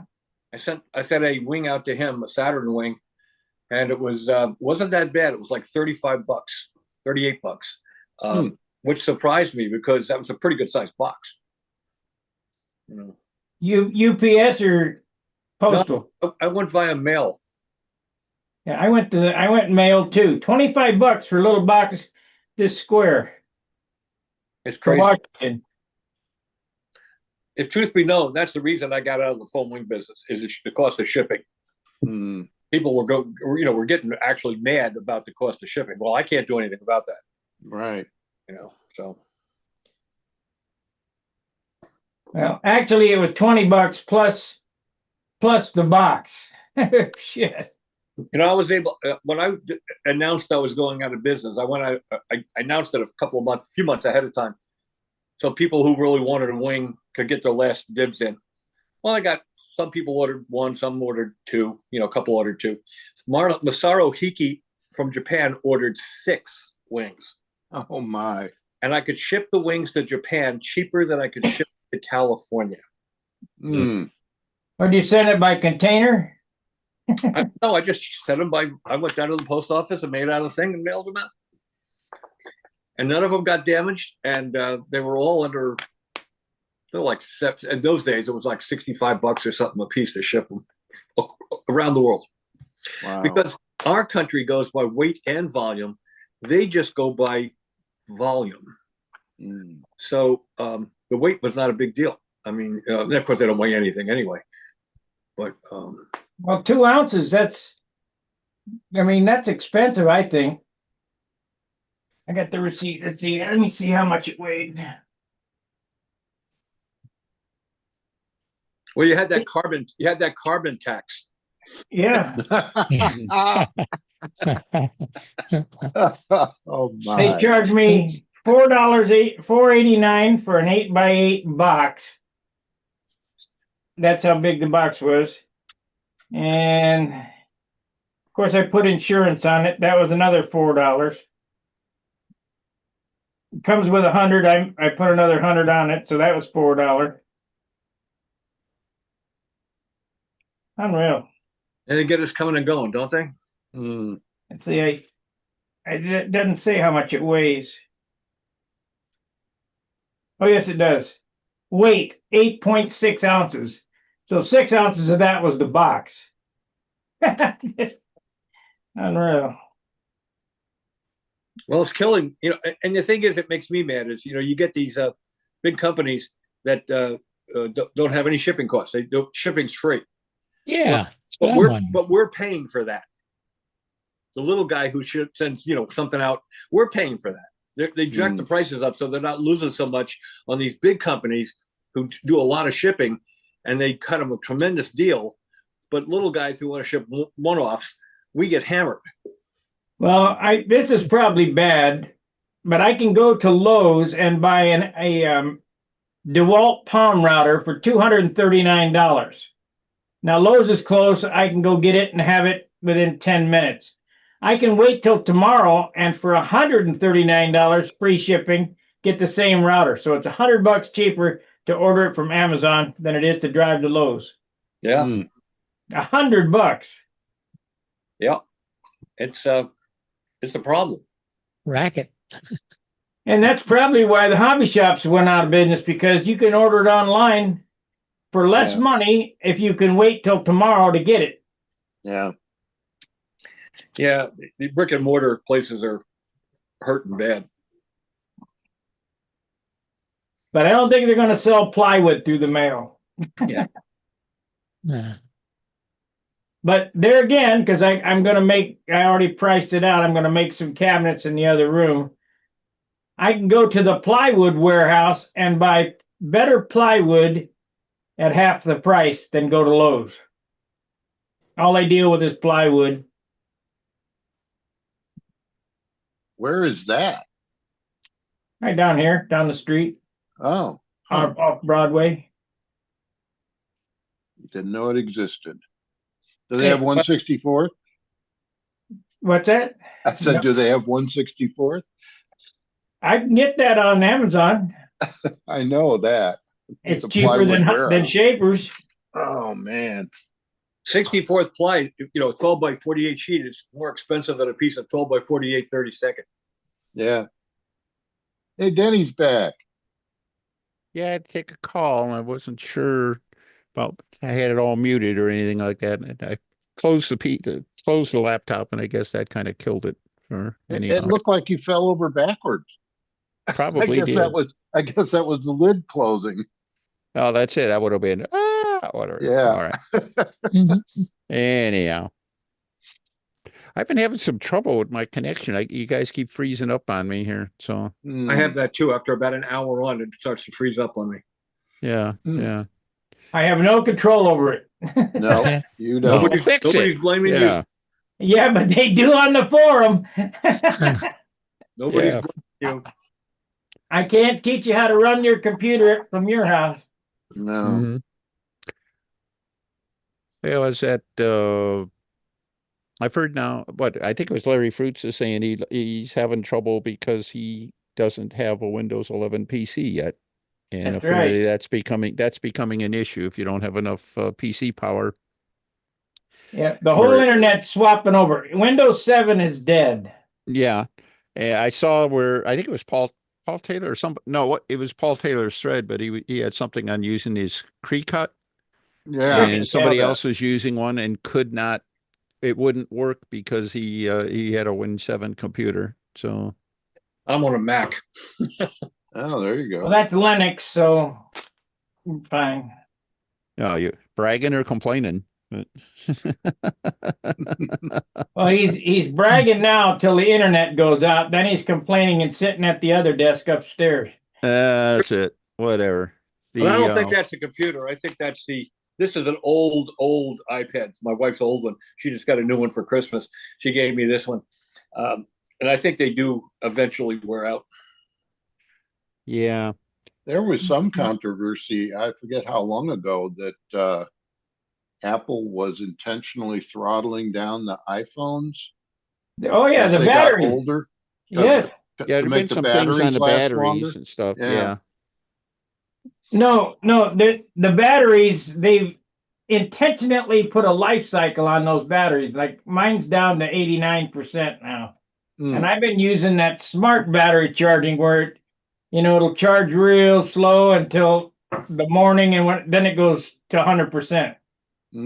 But if you just plug it in without that smart charging on, you might as well, throw your phone away after a year. Absolute junk. Yeah, they had somewhere later software updates. Apparently, it would sense how old, depending on how old your iPhone was, it would actually make the phone start running out at 30%, at 40%, at 50%. It would stop. Planned obsolescence. Yeah. I do have mine set to charge to 80 or to 90% because it's just good for the life of the battery. But it does that. It shows up as 100%, but it's really only 90. So that's all right. So yeah, I'm becoming an old fogey. I'm using a iPhone 14. They're up to what, 17 now, I guess. I've got an 11, so. Oh my God. I'm at. I'll bet you still run Super Tigers too. That's right. My favorite phone in all this phone business doesn't work. It was a Motorola flip phone that big. You could take that thing like a baseball and throw it like a Fox 35 for 200 feet. The battery'd fly out of it. You put the battery back in and the back on, and it worked just fine. Not a scratch on it because it was rubber coated. Yeah. It is. Well, the Sparky's really old fashioned. He builds his airplanes out of balsa wood. Yeah. Yeah. It paints them with dope. Yeah. Yeah, I like dope. Mine's an iPhone 8. What's that? And mine's an iPhone 8. An Ooh. 8. Wow. Yep. I charge mine up at night, 100%, and turn everything off, and then in the morning it's 50% gone. I run mine at low power mode. I set that on in the morning and it stretches the battery out a little bit. Yeah. Gary, you got too many apps tracking you. Probably. Go go on YouTube and search iPhone settings. I'll bet you got, so you can go down and run their recommended settings. Turn off all that tracking shit, and you'll be surprised how much longer your battery will last. Yeah. Because they're all querying the phone, all day long. Yeah. Yeah, that is a thing. I have had have had recently. I ran into a bunch of bad. Well, I guess they're all old and they all wore out at the same time. Just the wall wart, the charger itself. I've been Yeah. replacing those, but I get 0 ads on my phone. yeah, I'm not too bad on that, but Because I have all that tracking shit turned off. anyhow. So the yeah, I started in on you on the Aries. Is that what's the plan there? Is that for the Nats and all, or what are you doing? I'll be flying it at Brodax. I may fly. It depends. How's it fly? Mhm, I got a Continental I can fly for classic. They're not having N30 anymore. I got my Tucker Special, or I got a Nobler, and then I'll have this that I can fly classic with. They're not having N30 at Brodak? No, oh no, Uh, I don't. No, I don't think so. There's profile and classic. So you used to fly N30 and Classic the same day. It was an either or thing. Yeah, But they're shortening it a day, so they got to get rid of something. And well, that's course- it. It doesn't save them any time, right? Because they were flying them right at the same time anyway. But of course, when I get my N30 airplane built, they do away with it. of See, he's course. back. Well, right on Yeah. cue. Right on cue. My iPad shut off on me. All righty. Oh, Listening to you. All you had to do is brag about it, Bob. You know that. Yeah. You gotta be careful what you say. I'm on the. Yeah. I'm on a desktop now. Big desktop. I got a huge. All right. And this never gives me any trouble. Mm-hmm. Of course, it's sitting on top of the modem. Yeah, I'm literally putting half of the modem. Oh, Okay, how's the new forum system going? You still chasing bugs or are you in good shape? It looks good now. I mean, got all the stuff fixed. Even got the classified sorted out. When you click on a picture, it centers it up on the screen. Good. yeah. It's the only part of the forum I haven't had a lot of luck with yet is the classifieds. Can't find anything, but it only What showed. do you mean? It's all right there in front of you. Click on Yeah, it's got to classified. be there someplace. I just haven't figured out how to put it up. But It's on top. There's a word there. It says I see, classified. I see that, but when I open it up, I get a listing for 6 things, and down at the bottom it says there's 50 items listed or something like that. And I Those don't are know old how to items. see I'm the not ones that putting aren't there. back in. Hmm? Those are all old items, and I'm not All right. putting them back in. I'm making Okay. them. Letting them those die. out. There's nothing wrong with that. So Yeah, some of them only been on there 5 years. I mean that's the yeah, reason. but they might sell. That's the reason to go to this system. After 30 days, your ad's gone. So Yeah. you have to go in there and renew it. All right. That sounds good. That sounds so long as everybody knows that. Is that all of the old threads in like the open forum? You got threads dating back 20 years and everything. Are they all going to die after if no action in 30 days? No. I can set it up that way, but no. You know, this is a double-edged sword. But there's so much good information in places on this forum, and there's so much that's it's not necessary to have there. It would be good to go if you have a bandwidth issue. It would be good to have someone go through and just take out the obvious stuff that doesn't have any real value to the hobby. I mean, just discussions about nothing. That will not happen. I will not run out of space in my lifetime. I went from 60 gig to 450 gig. All Well, right. that's your lifetime. What about ours? Yeah, yeah. It took 20 years to get 60 gig. And so, you know, you double, of course, it could exponentially go, but even in another 20 years, it'll be 180 gig. So Mhm. still got room All left. right. Well, I'm just saying, because there's so much, there'll be a way of indexing some of the really neat how-to stuff that's been done over the years by Danny and everybody. You know, there's some really good stuff on there, but if you don't know what to look for, it's hard to access it. I went the other day, had nothing else to do. I went back to the very beginning of this thing and started looking at when I came on, which is years ago, and started looking through each page and all this, you know, the things that were listed in each page. It's really an amazing amount of stuff. Mhm. And some of it's very valid and some of it's totally useless. You know, it's just Mhm. nothing. Yeah.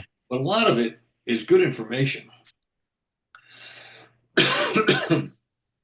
Yeah. I don't know, but it's like having all the complete, you know, content wise, you've got the complete content of the equivalent content of every modeling magazine ever published, you know, in electronic form. They're not magazines, obviously, but the amount of information there compares with that. So, Well, Incredible. right now I'm working, maybe that's what I'll do with this thing that I'm doing. I'm working on a PDF type thing where I can plug in the articles from the forum and print them. You can print them off in PDF, That's a great idea. but That that'll would be take good. probably another couple of months to get figured out. mhm, Dennis mhm. Dennis might know this name I'm going to mention, but I doubt if anybody else here would. Does anybody here know the name Larry Sribnick? Hmm. No. Do you remember, Dennis, a company called SR Batteries? Yeah, oh yeah, okay, that Larry Sribnick. That's Yes. Larry Sribnick, not Shribnick. Yeah, Sribnick. right. Sribnick, SRN. SRIB. Sribnick. Yeah. Oh, He's a very good friend of mine. okay. And he's very bright. And years ago, this is back in the 90s, he determined that people were asking the same questions about batteries and electric setups and whatever, model airplane setups. And he started writing down all different kinds of subjects. And then what he did was he produced something he called SR Techniques, which was a 3 or 4 or 5 page, glossy, very well done how to on one thing, how to do one thing, soup to nuts. And he had like 100 of them or 200 of them. He really went into detail on a number of different subjects and made an SR technique for each of these subjects. So people were calling in, and he was selling them for like $2 a piece or something. And people were calling in and getting one from column A, two from column B, you know, electronics, building, this, that, something else. And they'd get a stack of them. So by the time they got them all, it was like 30 or 40 bucks worth of pertinent information. He is independently wealthy, but what he did was he took all the proceeds just from SR Techniques, those pages, and bought a full-size Piper's low-wing 6-cylinder airplane, Cherokee, Wow. just from the proceeds from those. That's So amazing. information put out, like you were saying, Sparky, do it in a PDF format. People will gravitate to that. Yeah, Hey, there's something there. if you look in your profile on the forum, I can't remember what it's called. I'm linking that to it. Let's see here. Let me get on here and find what it's called. Gotta find it. Well, we'll just look at Randy Smith's profile. It's oh, I don't have it. I don't have it enabled yet. You'll be But surprised how many people will download those PDFs if you go through the whole thing and glean out all these really good subjects and put them into a PDF format. That you'll sell a lot. We'll get them. I don't know if you're going to sell them or not. You probably could. I don't know if you're going to get a Cessna or not. Yeah. Yeah, it's not enabled yet, but I'll enable it. There's a lot for me to do to get this up and running and working. But there's going to be a place in your profile to be a subscriber to that service. That'd be great. Okay. You could actually charge for that. And I'm going to $4.95 or $5.95 a month. So maybe you will get a Cessna or at least a Yatsenko Shark. Yeah. No, wait a minute. that's the Cessna would be cheaper, wouldn't it? You're right. Might not fit on. You might not be able to carry it onto an airliner or something, but Yeah. Mhm. I got the Brodak 2026 flyer. It shows all the official events. They streamlined it somewhat, didn't they? Thursday of Brodak week was always kind of a makeup day or something like that. And I think what they did, I expected what they were going to do is just kind of compress it into that, take that day away, basically. Yeah, I don't see N30 on there. It ain't there. They took it away. Mm-hmm. I went last year because I had to go out there for something else anyway. I don't think I'm going to make it this year. I got to really cut back on my travel with my legs and back. Mm. Mm-hmm. Bobby McDonald offered me a ride out to VSC. Well, that was really tempting, but if I got in the middle of that 2,700-mile ride and had a spasm, I wouldn't be happy, and he would really be unhappy. Mm-hmm. So, Did you ever hear from Brendan and Engstrom? yes, that's Oh. why I got on late because we were on the phone for almost an hour. Oh, good. Mhm. Great. He's coming up Saturday afternoon and staying over. He could camp right on our field. And Sunday we're going to fly and try to get Joe Daly's coming over on Sunday. We're going to see if we can get the airplane trimmed out and if it That needs sounds great. and Good, great. coach That's him a good. little bit.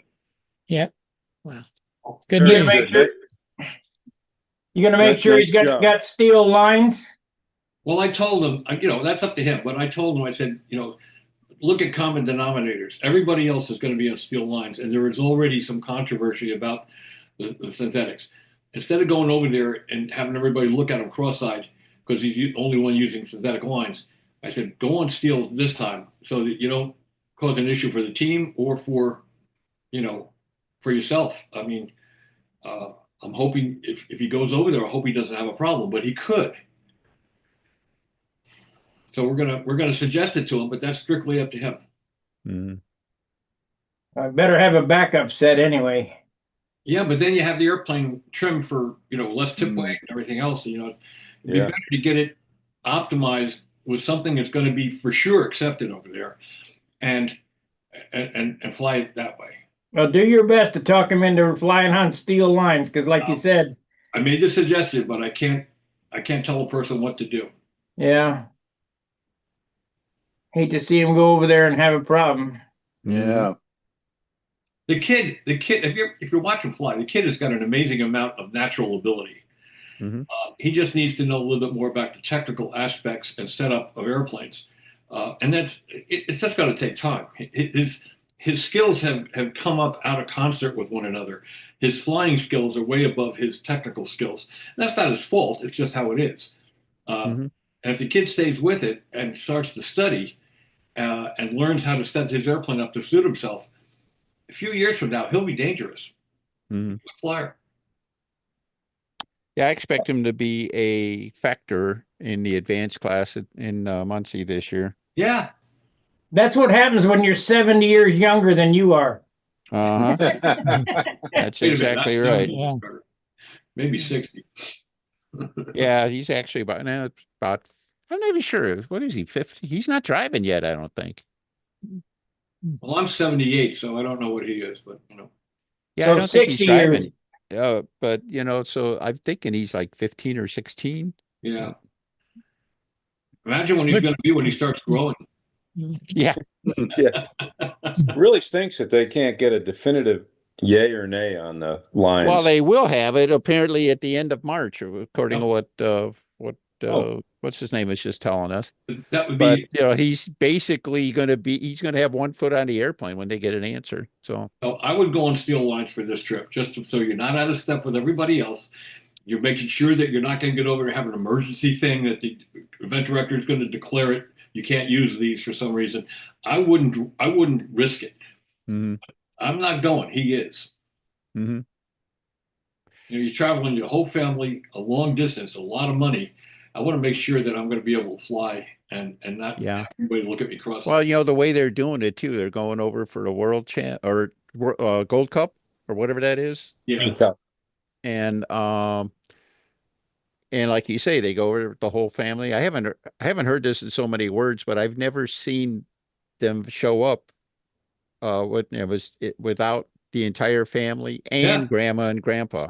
All right. They travel as a unit and they're very committed to each other, and I think it's Yep. really neat. I mean, it's a nice It's family. phenomenal, the Yeah. way they support They each other support and him, everything like that. So there's nothing negative about them except that he hasn't been in it long enough or hasn't been around. He hasn't got a mentor that'll. well, he's made a huge improvement since last summer to last fall, and You and you had your dad, and you had other yes, people around you. I had Billy Simons and Gene Schaefer and Bob Lampione and John Ottavio. I had nothing but mentors. yeah, he had people all over the place, and But he's got nobody. mhm. So we're going to try to help him as much as we can. You just got more technical I stuff think to go by what we had. We didn't have. Yeah, the only thing I worry about with him is that he's got so much going on and everything like that. And he's got so many people telling him to do things and do this and do that and do that. And I don't know. I told him last summer, I says, pick a path, put your head down and go, and just stick with it. No, you may not have the 2030 equipment that everybody has, wants you to have and everything like that. But you got to go over there. You got to know exactly what your stuff is going to do, how it's going to do it, what you're going to do about it when it breaks, how you're going to adjust things. It's too late to change his power setup. Yeah, and if you got people jerking him around, well, you have this, you got to have this, you got to have this. He's getting that from everybody he talks to. All right. Right now, they'd almost be better off if they just everybody let him go, and the best thing you do is show me what you got. Let me help you work on your pattern. He wants to come up here and let Joe and I fly the airplane to determine if the airplane has any deficiencies. Yeah, that we can obviously fix quickly. And it's I don't know. I thought it was risky to even get the airplane. It'll travel good and everything like that, but it's so unknown. He had absolutely no time to work with it, and and when he gets over there, hopefully, I'm sure that Paul and David and Orestes will work with him as much as they can, to optimize the performance for the conditions. Yeah, I think I don't know what they'll do, but he's certainly got a lot of talent there and stuff like that. He was well willing to listen, and he had some things that he felt strongly about doing that I felt were not going to be the right thing, but that's his decision. And they're the ones spending the money and making the trip, so they got to do it their way. But he did call up and ask for help, so I'm happy. Joe and I are going to do our best to at least optimize the airplane, so there's nothing obviously deficient in the airplane. The one thing you guys could really do for him is he had that ongoing problem throwing his props and everything like that, and I think he's got that resolved now and stuff. But I guess just take a look and make sure that he isn't. I'll give him some better collets. I'm going to give him an Igor prop. I got an extra spinner. I got some stuff he can take with him. Yeah. Okay, guys, I'm going to log off YouTube, but I have one question before I go. Is luster coat lacquer? I don't think it is. Luster coat is not lacquer. Well, I think it's enamel. But I think it's urethane. No, I think it is lacquer, but I don't think it necessarily has any compatibility with dope. It's not like SIG or something like that. Yeah, it's not CAP. But they did have colors. It was pretty easy to handle. It had colors, and you could clear coat it and everything like that. It handled a lot like dope. It did not smell like dope. Where do you get it? Right now, you find it in a swap meet probably, but it's not made I anymore. wouldn't use it. But anyway, I wouldn't use it now just because it's so old. But anyway, going to sign off of YouTube. We do this every Monday and Friday. I appreciate you watching. If you're on, you can stay for the after party, but you have to be logged into Stunt Hangar and be a member in order to see those links. So we'll see you later. Fair winds, tight lines. See ya. See ya. All right. We're off YouTube now. Yes. Great. Now